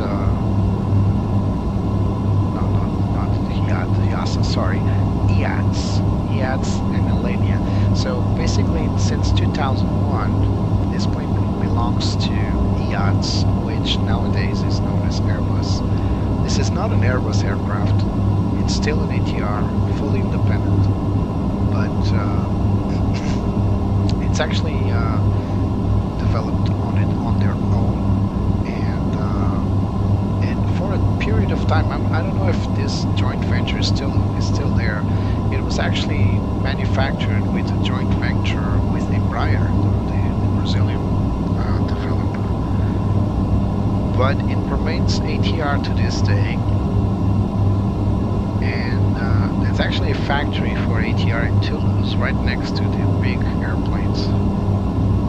And yeah, let's see if it's still under production. I don't know if it still is, because I'm searching now. Yeah, it's still being developed. I'm amazed. So the ATR is still being produced. How about that? I thought the plane had stopped production a few years ago, but no, it's still being produced to this day. In total, 1,233 ATRs were produced. That's amazing. That's an amazing feat. Now I just want to know what's the average of passenger and freight, because I know freight is a big industry right now, but I still think that the ATR currently flying are mostly passengers. Let me confirm that. So let's see. Yeah, of course it is. So most airlines operate the 600 nowadays, but there's also some airlines operating still the 500. The freighter version is, of course, very much well used. Both the 200F and the 600F. I believe the 200F is the older cockpit. There's also several military operators from Italy, Malaysia, Pakistan, Turkey. And unfortunately, during its life, it already had 66 accidents and incidents, including 14 hull losses. That's a big chunk of accidents. The last one was that one I was talking about earlier in Brazil, the Boeing Pass flight 2283 in August 2024. That entered unrecoverable flat spin. There's a lot of accidents with this aircraft.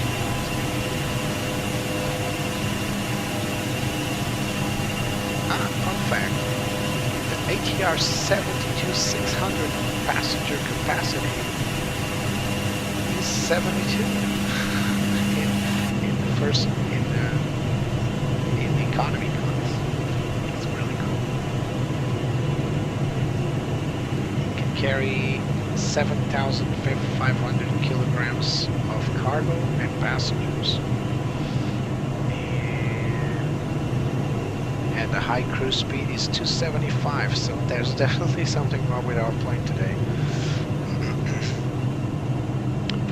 Oh, there's an ATR-52, I didn't know this one.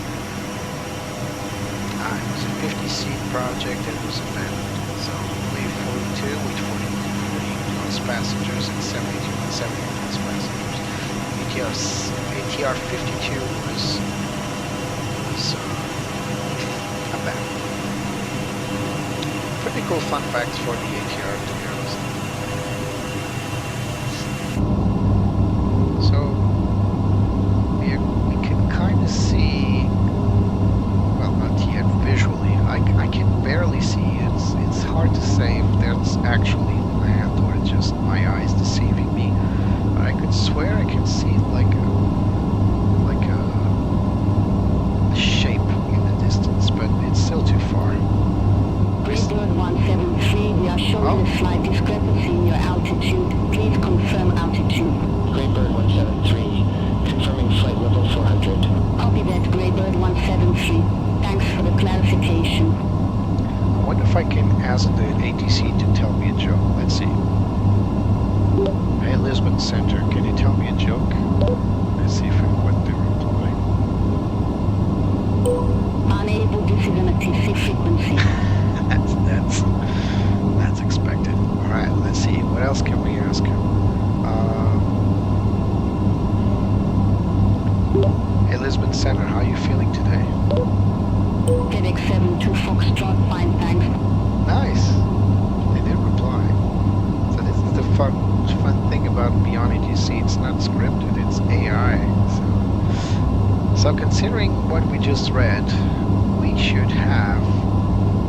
should be way up here. We should be 100 knots more than where we are now.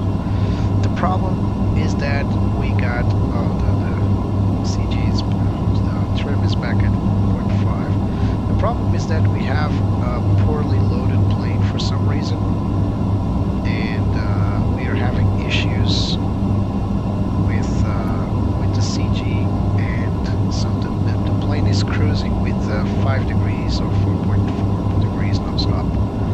For that matter, it's struggling in cruise mode to achieve even 200 knots. So that's why we're going awfully slow. The argument would be, well, maybe we're just too heavy. We're not. We're well within the aircraft's weight capacity. So you see here, our gross weight on takeoff was 21.6. Our maximum would be 23 kilotons. So we're definitely not exceeding cargo, or in this case, the gross weight for the aircraft. So what happened? I'm not sure, but when I was in the flight plan mode, I imported UFB from Simbrief. Simbrief sent out these information for cargo weight and cargo total payload. But once you go to payload, you have an option down here. It's called load aircraft. I think I should have pressed that instead of just pressing set payload. So what happened? I think that GSX loaded the plane as it should, so we saw the packages being loaded, but I don't think it can distribute the weight. I don't think so, or at least that's beyond me. I don't really know what happens in the background. So I think we need to load the aircraft and then set takeoff trim. I think if we fail to do that, I think our CG as it is right here will go to the moon. So currently this little ball and crosshair should be well within this. This is the flight envelope. So there are limits. So this is the takeoff and landing limit. This is the flight limit. This is the maximum zero fuel weight. So this we should be with 21.63. We should be somewhere over here between the minimum takeoff weight and the maximum zero fuel weight and the maximum landing weight. So in terms of I would say kilograms, it is correct. It is, if you draw a line from here, it's somewhere well within the envelope. But for some reason, it goes beyond the flight limit, and so I don't know. Bug, no bug, not sure. So this is cool. So you can see here what each acronym stands for. So yeah, so the VMO, the maximum operating speed. This is the speed we would like to be right now. We're close to it. So the maximum operating max speed, 0.55. Currently we're flying at, that's not even max speed. There's no max speed indicator here. So this plane wouldn't fly max speed, but still, it would be nice to know. So this is the maximum maneuvering speed. So this is the speed at which you should, well, do not exceed this speed if you intend to turn. This is the maximum operating speed in knots. What's the difference? Oh, it's the operating speed in knots. Doesn't change, does it? Maximum operating speed. So this is the same as MMO. I think this is bugged. So the low bank angle speed, drift down and en route. Don't ask me what that means. High bank angle speed, so this is like when you're exceeding like 45 degrees turn, this is the maximum speed you should be, otherwise you exceed tolerances. Go around speed, 124 knots with flaps 15. VFE, maximum flap extension, this is the maximum speed at which you should extend to flaps 15, which is the first notch, and then 150 to flaps 30. The VLE speed, the maximum gear extension, 185, pretty much the same as flaps 15. The VLO, maximum operating speed with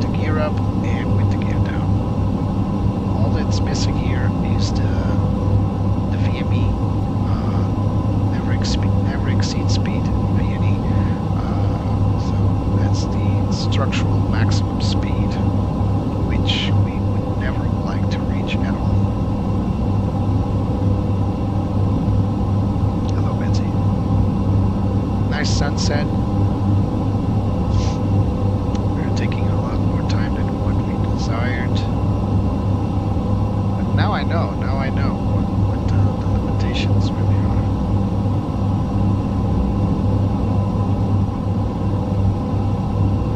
Next flight will be out of Madeira, and I have an idea. I want to, and let's see if we can do it. I would like to replicate the flight out of Madeira to Canarias. We're using this airplane with Pinter. So with Pinter, this plane flies almost daily. I think it's daily actually. Out of Madeira, Funchal to Porto Santo, and then from Porto Santo to Canarias. I want to do that flight. I want to see if I can do that flight, and then we'll go back to the Canary Islands that we flew the other day. I know Drexy likes the Canary Islands, so let's review. Oh, now we can see the cockpit backlight. Now we can see it. I never tried the wipers. Do they work? Oh, they do work. So, review. Honestly, oh, this smoke detector is bugging me. Why isn't this working? Why aren't the smoke detectors? So this is the cargo vent, but every small detectors have failed.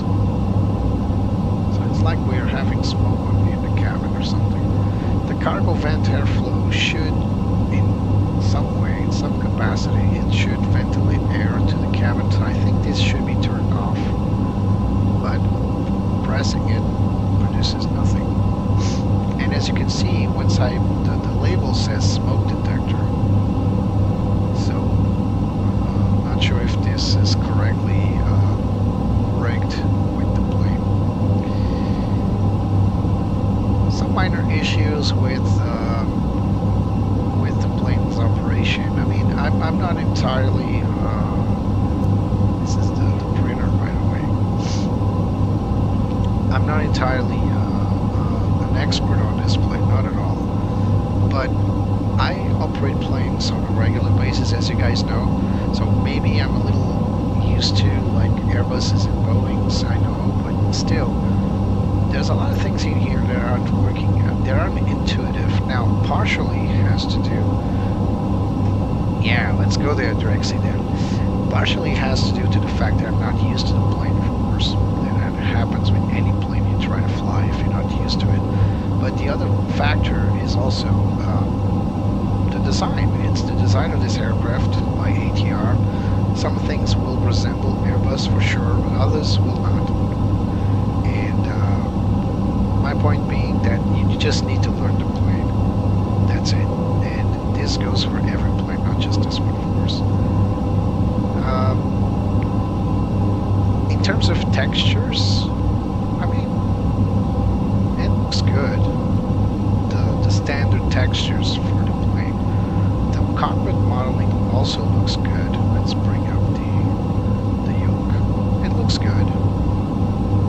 Some textures when you zoom in get a little blurry, but let's not be nitpicky here. Like these blurries here, you can see here, they're blurred. They should be blurred. Kind of tells me that they are a little more res. But again, let's not be nitpicky about it.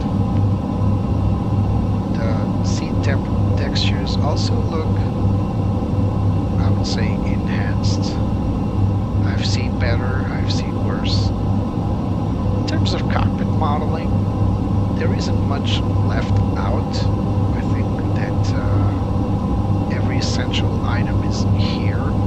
Some things I don't know what they serve, what purpose do they serve, like the little, I mean, what's the purpose of having this? I mean, you can remove it to look behind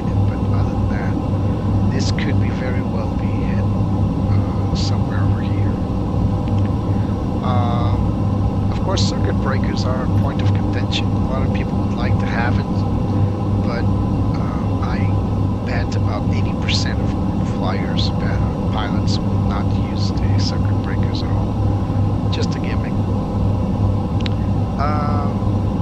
In terms of flight operation, there's a lot of little glitches with engine start, as you saw in the beginning. Of course, after a while, I'll get used to it and I'll be able to fly this plane with my eyes blinded. But I think that these little issues like this button here irritating me, not being able to press it on, is one thing. Even if it's not modeled, don't let this hang. I mean, just let it operate. In terms of cabin, the next flight will be with passengers, and you will see what I mean. The cargo one is empty, and the passenger one at least has the seats. So I think the cargo I would appreciate to have like pallets inside and the ability to select pallets, different pallets to carry on, to at least visualize the cargo. Externally, that's a whole different story. Yeah, we're going to Gran Canaria. Externally, every single default texture, this is one of the default textures, every single default texture has problems. They are poorly painted, they look rushed, these lines aren't straight. If you zoom out, you'll see some well, it looks good at distance, but once you start zooming in, you start seeing stuff like this. Can you see it? Look at that. Or stuff like this. These feathers here, they need an outline. These are misaligned.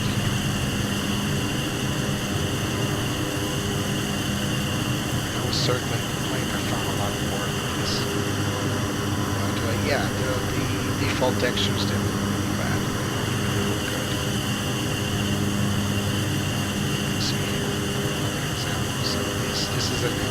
Should never paint over this, but as you can see, whoever did this paint job did paint over it.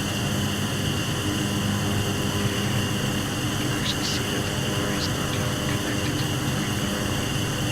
So the wrapping is messed up, you see there? The wrapping is messed up. In terms of 3D modeling, the external model looks pretty cool. There's Betsy and me. That doesn't look like me, that looks like Asian guy. That's not me.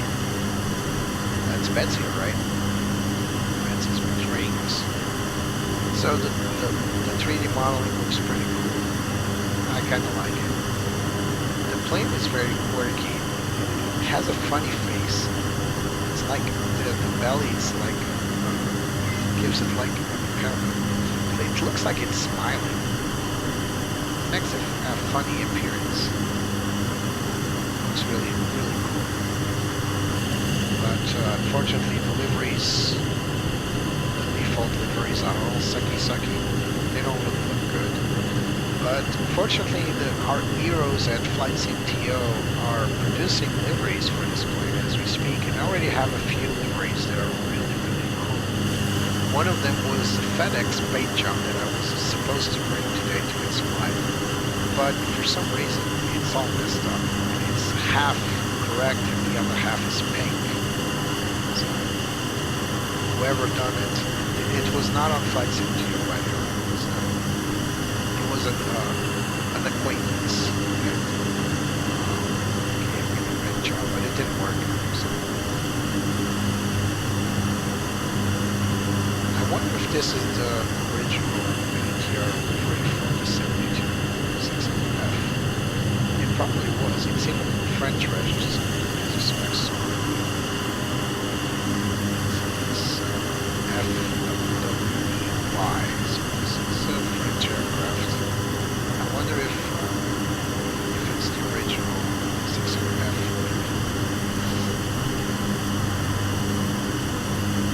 Nice Tritrisim.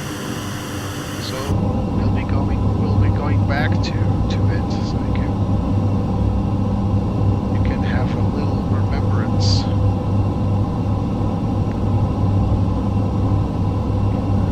1 hour and 28 minutes. We should be getting there in about half an hour.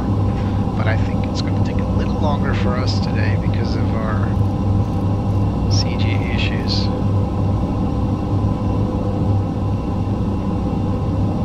Again, I can go back to take off thrust so that we can go a little faster.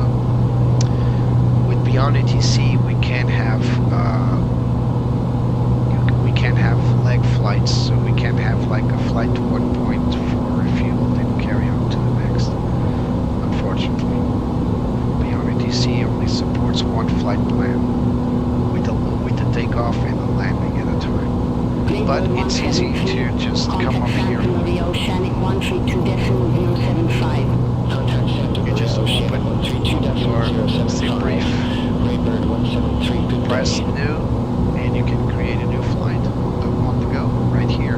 Just create a new flight out of Port Saint to Tenerife. So the flight from Madeira to Port Saint should be fairly quick, like 15 minutes or so, maybe less, in flight terms, of course. But then out of Port Saint, we can easily set up the flight for the next leg.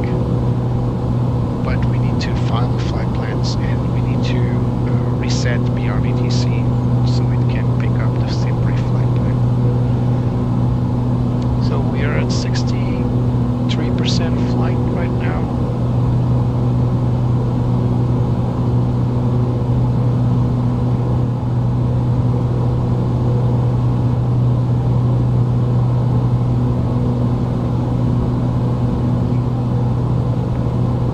Tracking ground speed at 253 knots, plus we got a little tailwind, so maybe we can keep this thrust all the way down. Yeah, look at that, we can keep this thrust because our expected fuel on board is now 1000. So even though it's not optimal, we lowered our nose to 3%, 3 degrees I mean, and we're tracking pretty well. Ground speed 253 knots. True airspeed 250 knots. It's nice. So we got our destination set as well.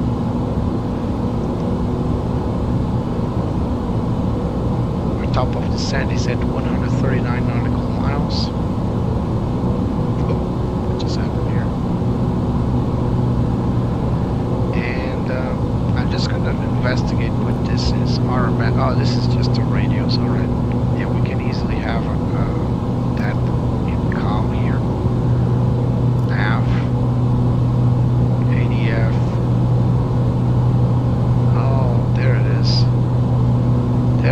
selection for traffic. Oh, and here's the weather radar as well as terrain radar. Actually, we're going to need that.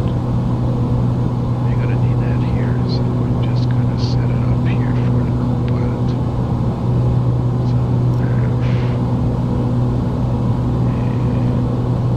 PFD. So there it is. Obstruction. Well, runway data is for July 1st, 2026. Terrain data is July 1st, 2026. The only question here now is my nav data for the FMC seems to be using Microsoft's. It's not supporting Navigraph for some reason. So let's set this to terrain here. What's going on with the engines? I just heard a pinch there. So apparently it doesn't accept anything other than terrain. Oh my god, did it crash? Did it crash?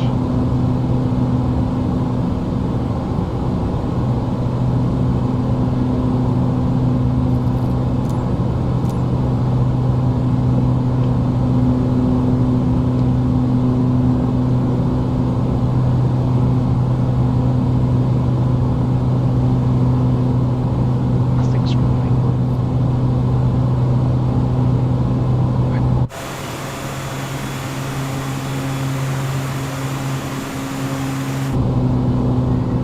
What just happened here? I think the plane crashed. Nothing's working. But what just happened here? Oh, hello. Something very crazy just happened. We suddenly froze.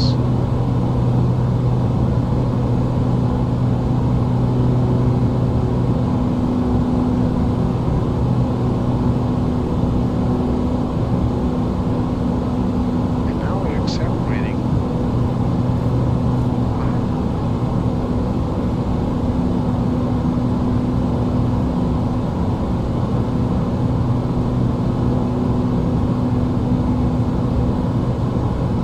Let's try to keep the nose moving. That's gonna drop.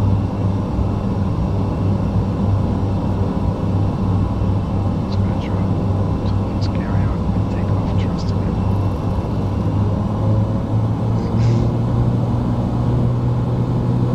That was very weird. Oh, this is nice. So it's like a visualization system. I want that. An SVS, I just want to keep it steady. So terrain, and this will be weather, correct? Right. So nav rates. Everyone's nice. So a lot of options here to find. We're not going to use ILS today, so we might use VOR though. So this is VILS. It really depends on what system you want to follow. So we're now at 200 knots, going off in a good pace. So let's go back here to the flag line. Progress. Yeah, good enough. So this page looks rather useless. So the destination QNH will be 1026. We're gonna take a look at ages. Hello. No. No, nothing works. Alright. Some things, well, transition needs to be 6 now. Let me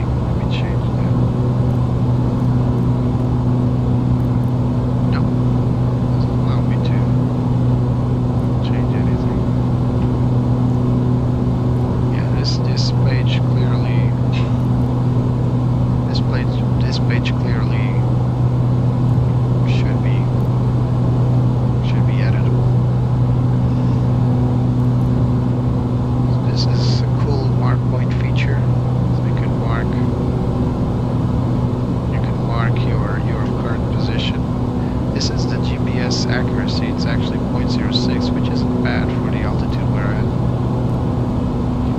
So, in it, yeah, so 3 June 2006, that's correct. But now, if I go back to performance data, standard data, MacBar. So where's the nav data? There it is, nav data. So yeah, it's using nav database from MFS, and it only says current as an expiration date.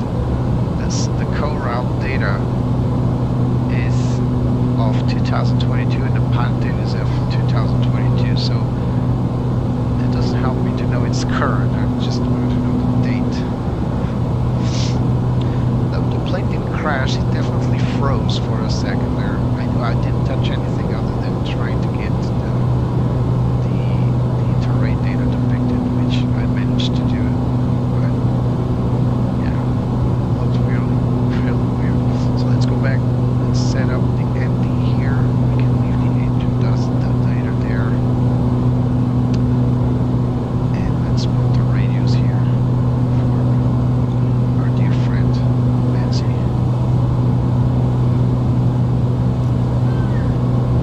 There it is. Right, and we also can get the comms here.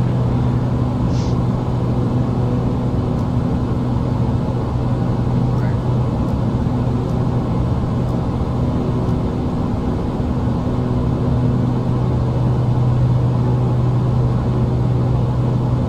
Let's get a light on the compass here. Now I can definitely see the shape. Previously it was just a small mirage, but now I can definitely see it.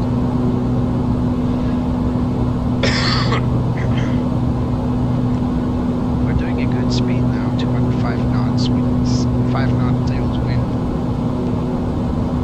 Just keeping an eye out. Yeah, the EFOB is actually rising the more I accelerate the plane to lower its nose. So there's definitely a problem with these climb and cruise settings. As we saw earlier, this plane is capable of cruising at 270 knots. So that's definitely something amiss. So let's go to our charts here and let's. I'm gonna bet they're gonna give us this one. So what's our decision altitude for this particular approach?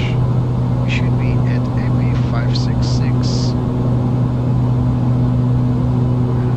When we get the altitude minimum.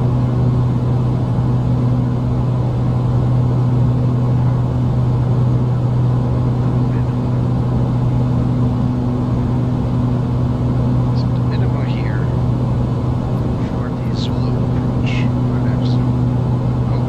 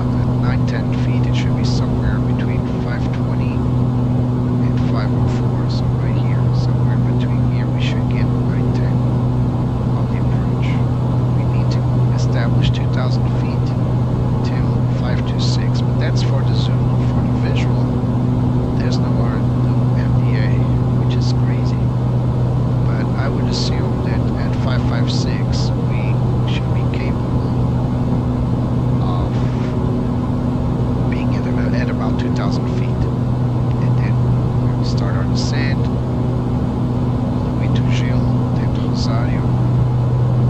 I saw a video the other day, someone calling Gil a rose factory. It's not a rose factory, man. Gelo means ice. It's an ice factory. Mirsha, it was, I don't know, the plane froze mid-air for a short period of time. I actually thought it crashed. Not sure. But we can see Madeira now. So they need to add time compression on this baby because it is definitely needing time compression, even though it's a small plane. That looks funky. That looks very funky. It's like stretched. That looks very bad. I just that's yeah, look at that. It's stretched. Ah, that's better. Nighttime. No. What is it doing? Yeah, there's a bug here as well. Lots of bugs. So we're expecting the Zulu, but if not given the Zulu, we'll do the visual. Either one will go. Even the VOR-DB can be doing. So it's just basically following a VOR out of Funchal 112.2, radial R211, then at DME6, start our turn, 3-degree turn to Gil, inland, pretty linear.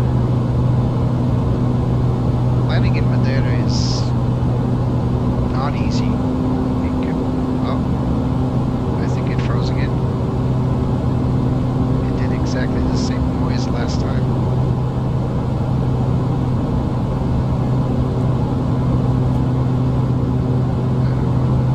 Is it moving? So last time we did this high-pitched sound and froze.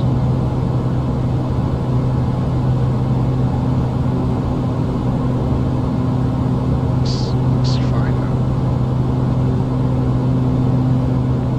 So if you want to fly the ILS approach on this plane, which we'll not be doing that at Madeira, of course, but if you wanted to fly an ILS approach, you would need to come here, switch this to VILS1, tune in the frequency in the nav page, and then set your course, of course, on both sides.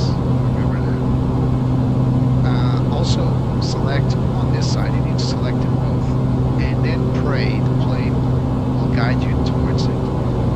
If you're expecting like an automated approach, the flight director is, for lack of a better word, erratic.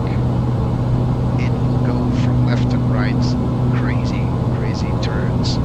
So you would much rather rely on the ILS antenna, so the localizer and the glide slope data, if you don't want to mess up your flight. So Madeira is inside already. 75% of our flight is concluded, a bit longer than I desired.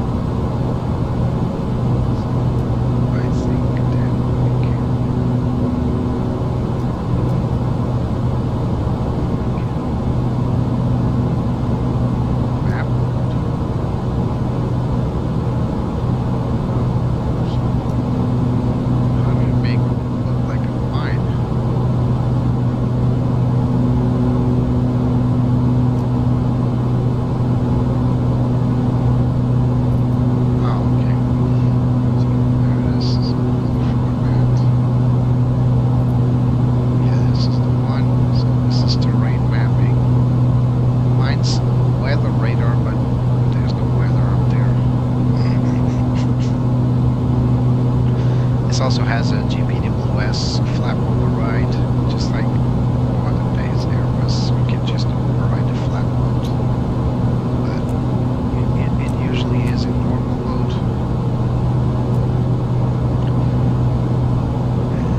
What else? We can switch PFD.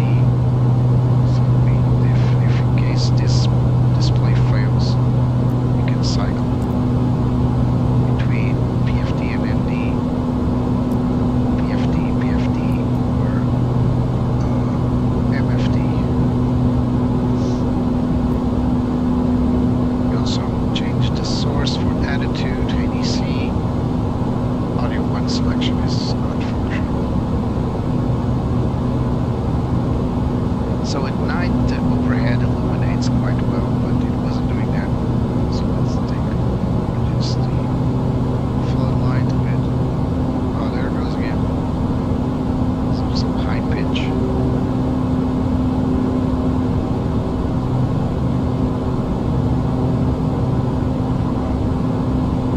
If it was to be like an Airbus, we would just set it up to climb and fly normally, but like I said earlier, our CG is messed up, and we need to continuously fly in takeoff mode, which isn't too bad. It's 75%, not too shabby. Actually increase it a little bit.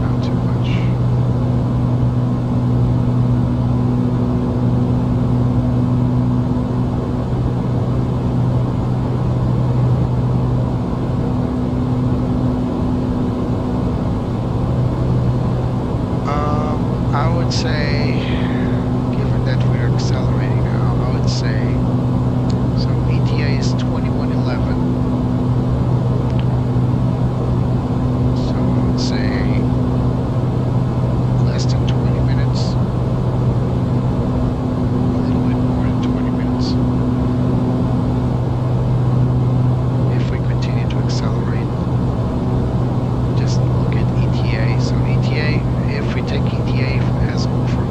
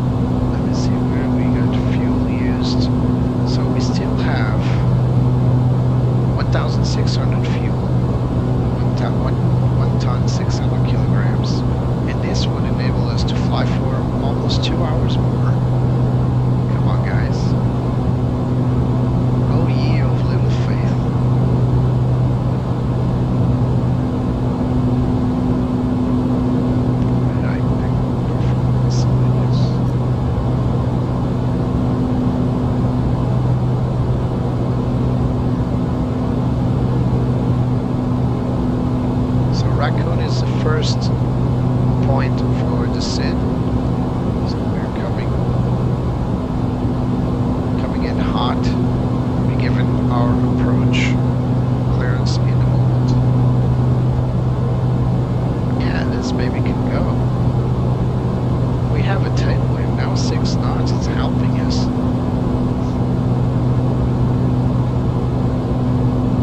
There's Port Saint right there. There's Madeira. We're landing somewhere over there.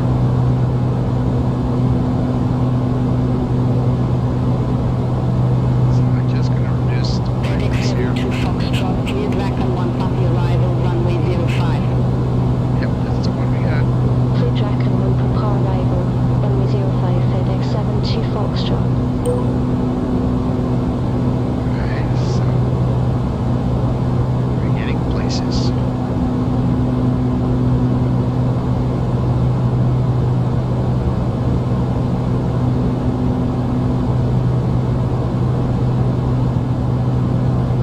Hello, Betsy. Enjoying the flight? Whatever. So we have been flying for 1 hour and 53 minutes on an Airbus. After 1 hour and 10 minutes, I would say, we would already be descending. So this is not an Airbus or a 737. It's going to take a while. Although, like I said earlier, we're not in optimal situation, not in optimal conditions.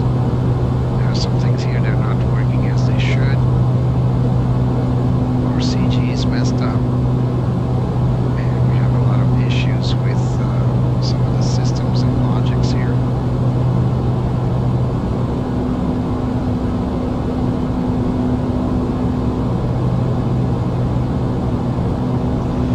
So this has an integrated checklist, the electronic checklist. Touch this today. This gain to maximum. And it's actually pretty intuitive because there are hidden touchscreen elements on this screen here, so we can switch them off, we can bring it back, we can click on any of these procedures and start operating through them. This is not really a QRH, but it's pretty cool to have it. Let's reduce brightness here. It's a bit too bright.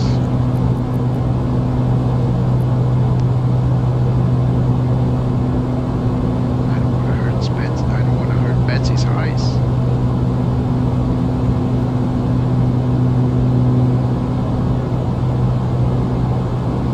I found some of the fonts they chose are a little bit blurry, and these digits here, they're way too small. I think they should be a little bigger. So I'm talking about these digits here, the commanded altitude and the commanded airspeed. They are a little faint, a little too small. And if you zoom out there, you can barely read them. They're so small.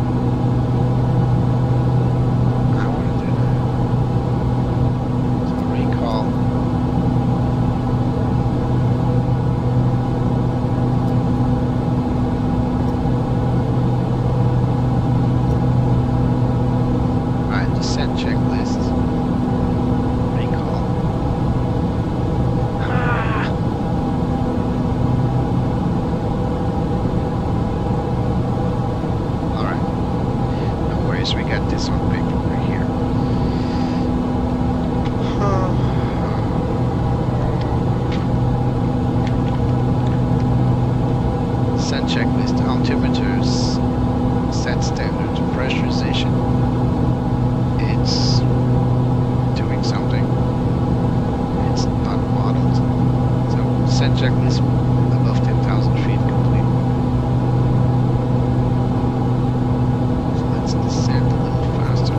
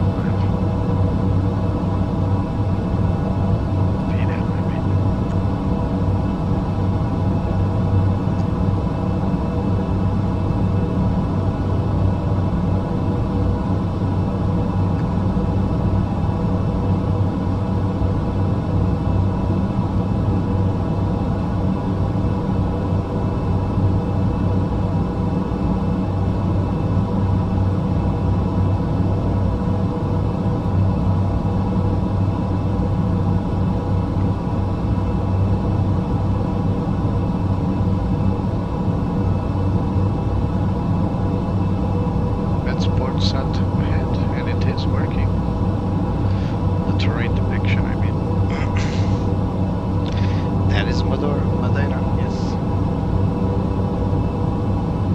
And port sense beneath us.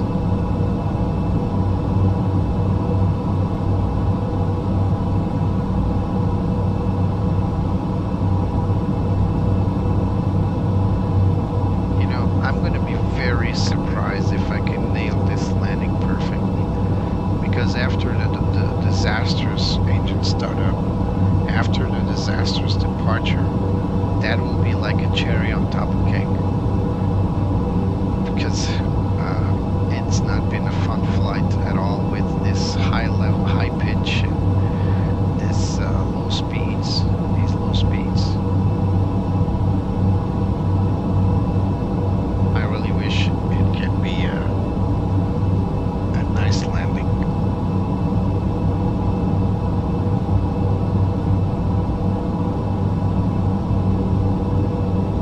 So we are expected to descend to 3,000 feet according to the star.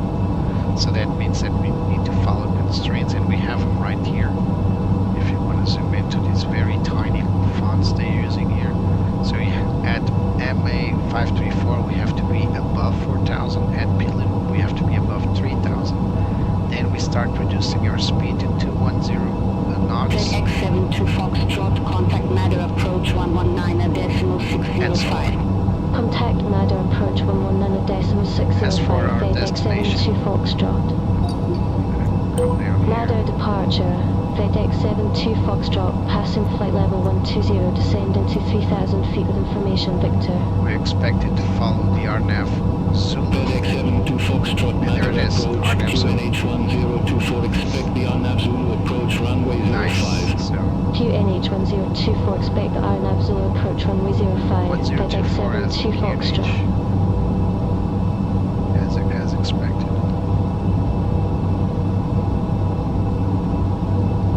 So we're about to pass 10,000 feet. Let's get our lights out.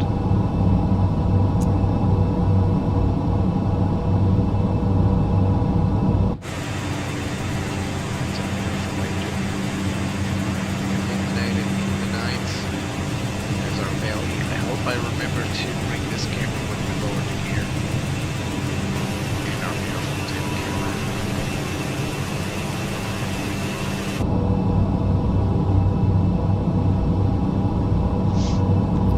Looks good. We're a bit too high. We should be a lot lower than that. So I'm going to go back to BS and lower my nose. We're way too high. But this is what the optimum descent is calculating. It's just unrealistic because it's too high.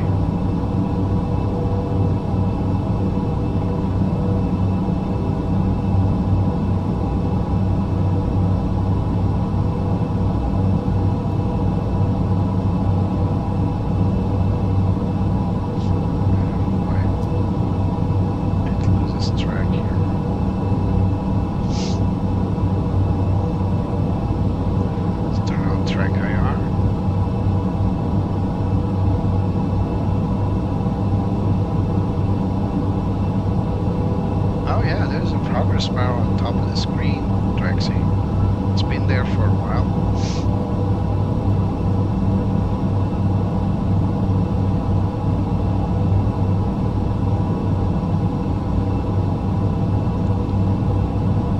Descent checklist below the line, passing 10,000 feet, landing lights on. Seatbelt signs are. We don't have passengers on this flight, so let's not do that. And that's about it. Cabin pressure check, and ATI says required. It won't be required tonight.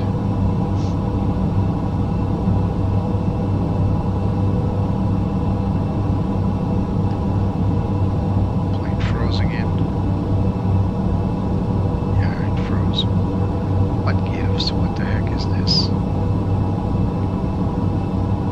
It just freezes. Now it's back.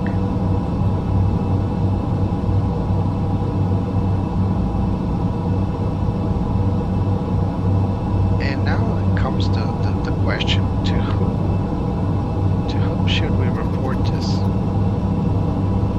Right? Asobo?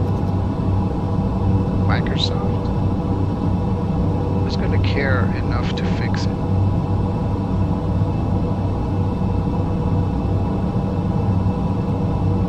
Because if you're working with a company like Phoenix, you could go to their forum or their Discord and you report it and they will look into it and fix it. But if you do that with Microsoft Flight Simulator products like this one, who exactly are we going to reach? Yeah, so the vertical deviation is blinking, saying that I'm deviating too much, but I honestly don't think I am. 72 Foxtrot, cleared direct PLM, cross PLM at or above 3,000 feet, cleared RNAV Zulu approach runway 05. Clear direct PLM, cross PLM at or above 3,000 feet, cleared RNAV Zulu approach runway 05. Because look at this, we should be at 3,000 feet at PLM, and we're way above that, so we're not really that much offset horizontally, but vertically we're way off, so I'm not even paying attention to this lateral and vertical deviation for now. I'm just going to descend as fast as I can without over accelerating the plane. Otherwise it will be too high for the approach.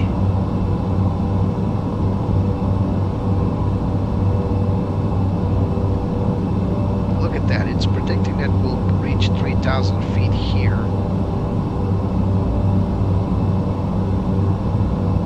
Actually, we need to go to local. So let's go.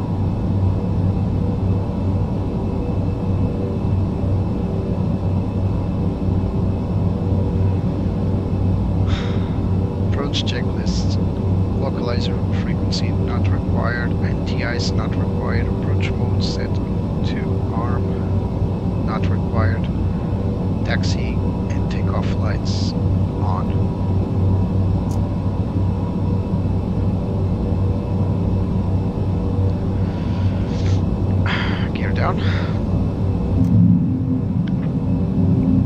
Let's get our seat better here. There's a runway right there. Looks good.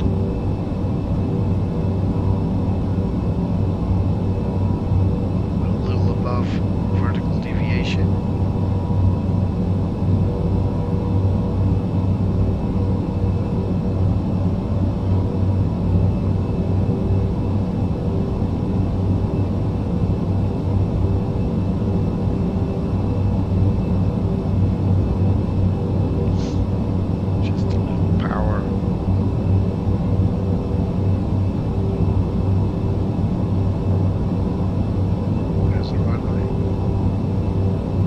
FedEx 72 Foxtrot established on final approach course.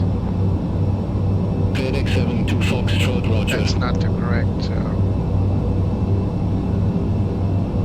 call out, but okay. Should be established on the RNAV approach, but okay.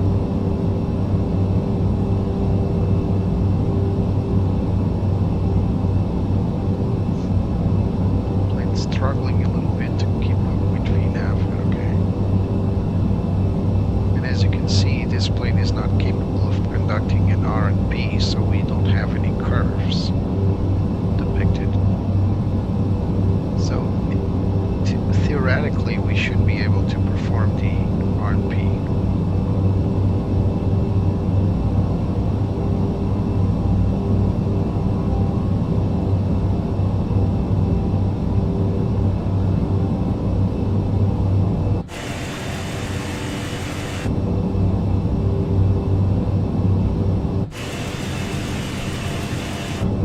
Little wheel there. Wheels are out.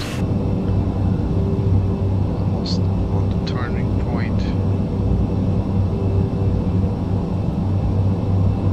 Still below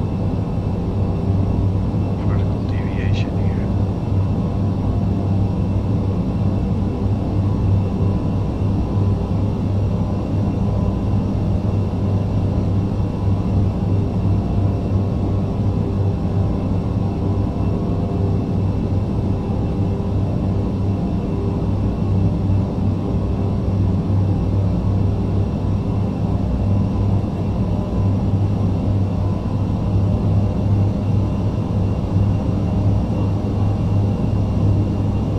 Yeah, it's struggling a lot to keep up with lateral navigation.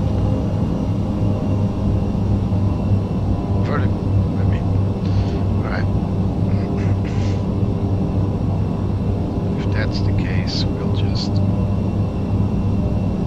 manually control it. So our R&P is 1. FedEx 72 Foxtrot, contact Madeira Tower 124.66. Contact Tower 124.66 FedEx 72 Foxtrot. Madeira Tower, FedEx 72 Foxtrot, on Zulu approach runway 05. Starting our turn. FedEx 72 Foxtrot, Madeira Tower, wind 040 degrees, 10 knots, gusting 25 knots, runway 05 cleared to land. Runway 05 cleared to land, FedEx 72 Foxtrot. Shelix 1 Charlie, ramp Alpha H request pushback and engine start. Shelix 1 Charlie, Madeira Tower, pushback approved, face southwest. Pushback Flight and engine director is start telling you to approved, face climb southwest, when you should Shelix be 1 Charlie. This is what I meant. It's not really looking good. That flight director is way off. It should be telling me to descend, not climb. So that's a known bug.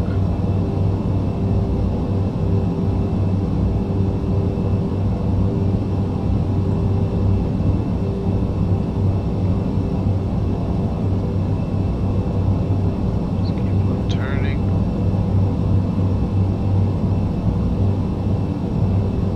There's a rabbit pulse. These lights are too strong. Look at that, there's a gray mist in front of us.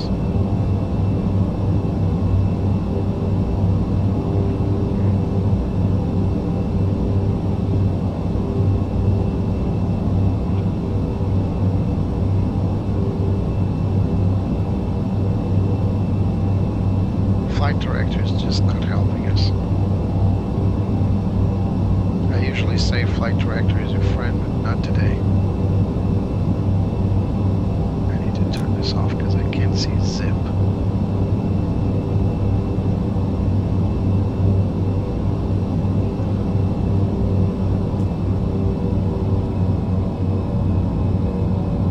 Charlie, ready to taxi to the active. Minimum. Chanix 1 Charlie, taxi to holding point Alpha, runway 05 via Alpha Charlie. Taxi to holding point Alpha, runway 05 via Alpha Charlie. Chanix 1 Charlie. All aircraft be advised, information whiskey now current QNH1024. Approaching 05. 500.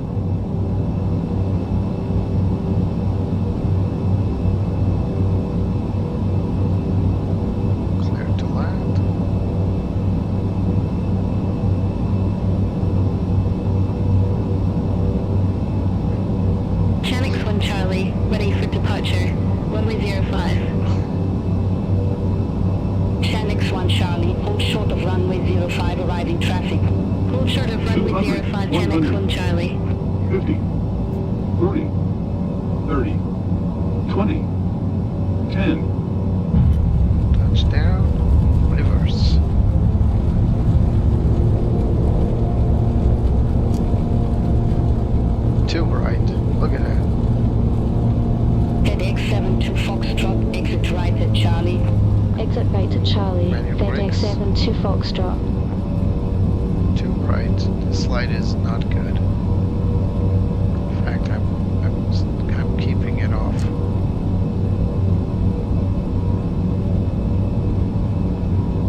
Now we need to exit at Charlie.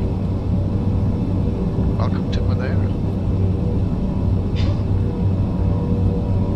This flight could have gone way better than it did, but at the end of the day, it got us safely where we wanted to be. That's all we ask for. Let's turn off the weather radar.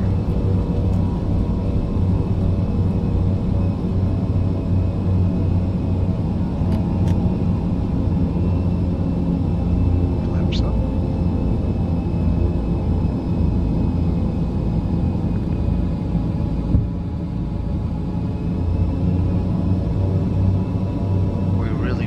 Taxi lights, but they're just too strong. I mean, look at this. Crazy. Chanix 1 Charlie, backtrack runway 05. Call when ready for departure. Backtrack runway 05, call when ready. Chanix 1 Charlie. FedEx 72 Foxtrot, request taxi to allocated ramp. FedEx 72 Foxtrot, taxi to ramp Alpha 4 via Bravo Alpha. Taxi to ramp Alpha 4 via Bravo Alpha, FedEx 72 Foxtrot.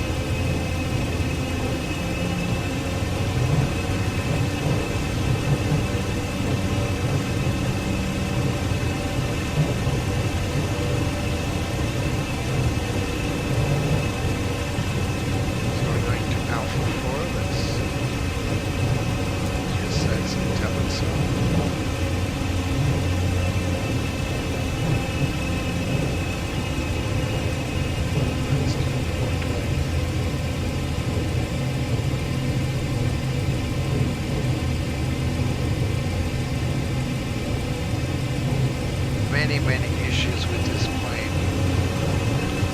I am going to fly it again in the future, but those freezes, man, I really didn't dislike them.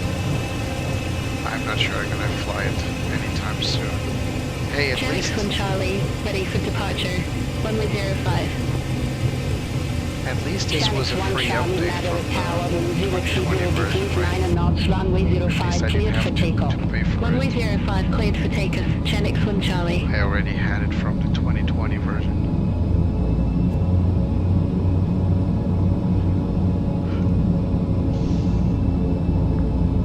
There's our marshaller.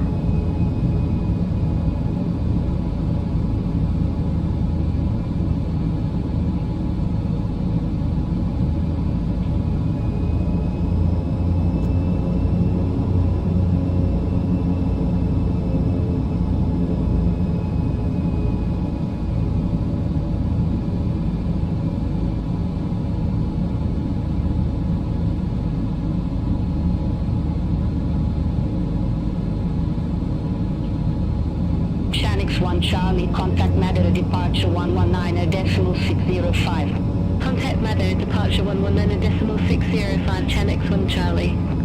Are we good?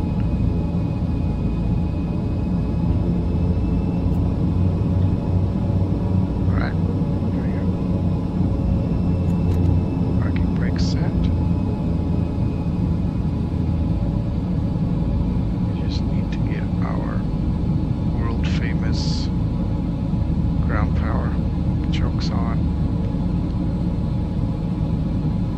External power on, and we can cut the engines.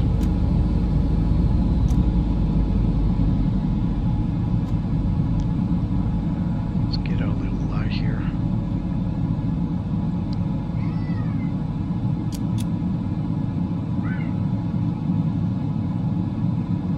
Fuel cut off.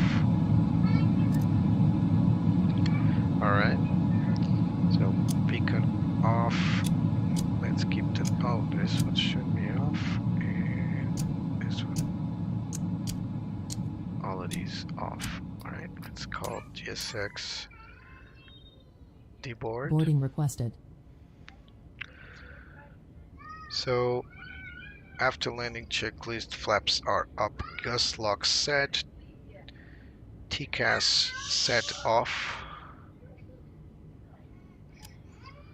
So let's put our transponder and TCAS to standby.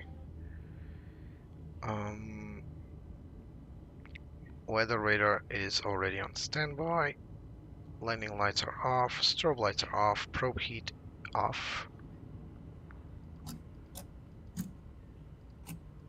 Windshield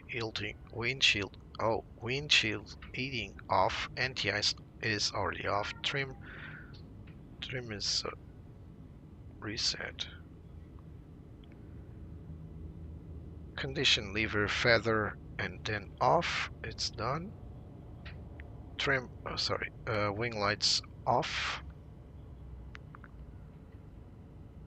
Where are the wing lights? Right there. They're already off. And taxi lights off.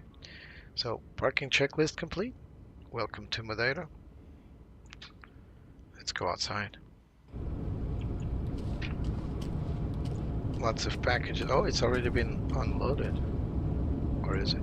Oh, it needs to open the doors, otherwise they won't work.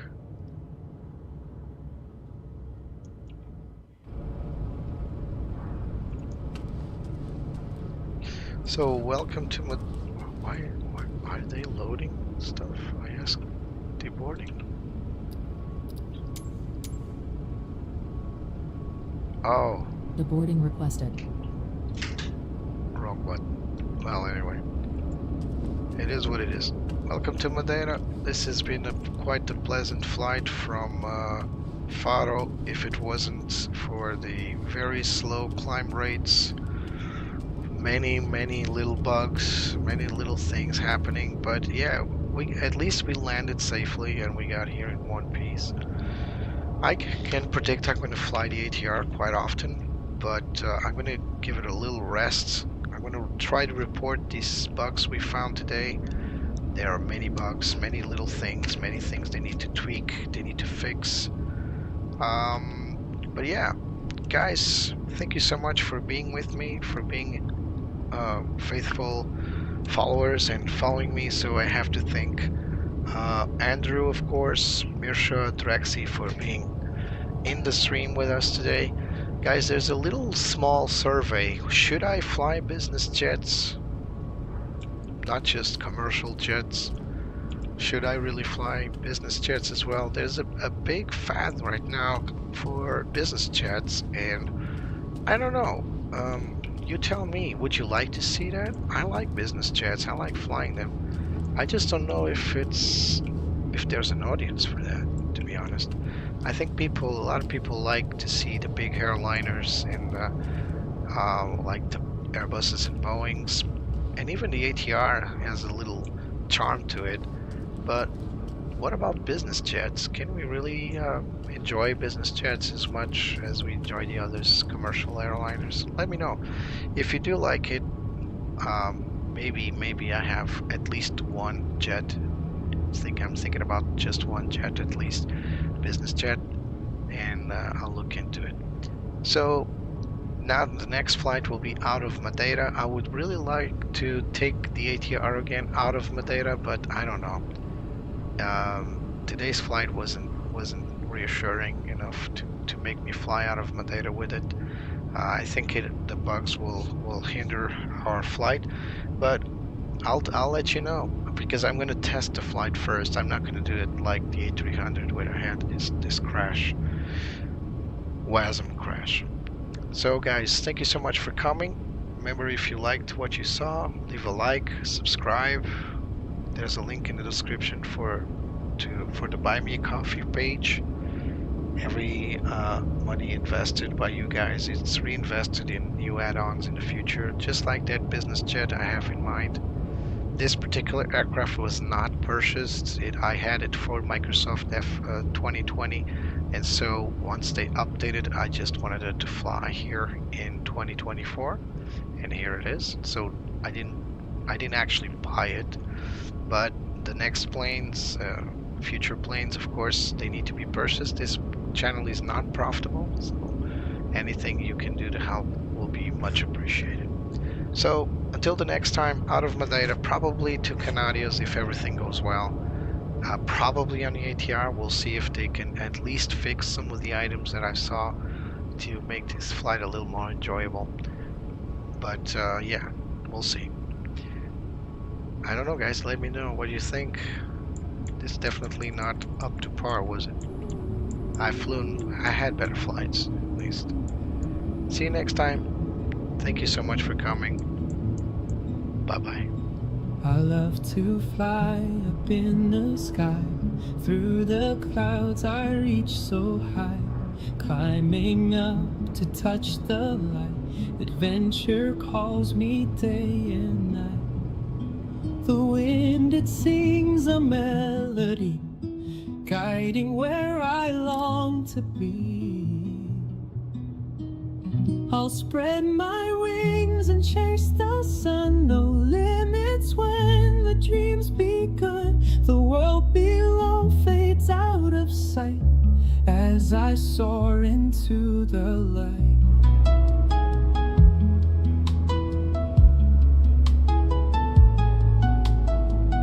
The stars above begin to shine, painting trails so bright and fine. Every turn brings something new, endless skies in brilliant blue. The wind, it sings a melody, guiding where I long to be.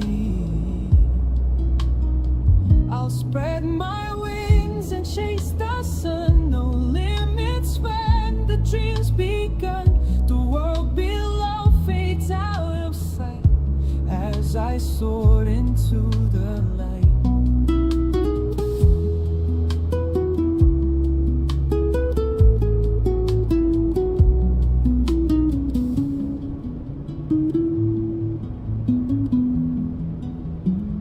I'll spread my wings and chase the sun. No limits when the drums begun. The world below fades out of sight as I soared into the light.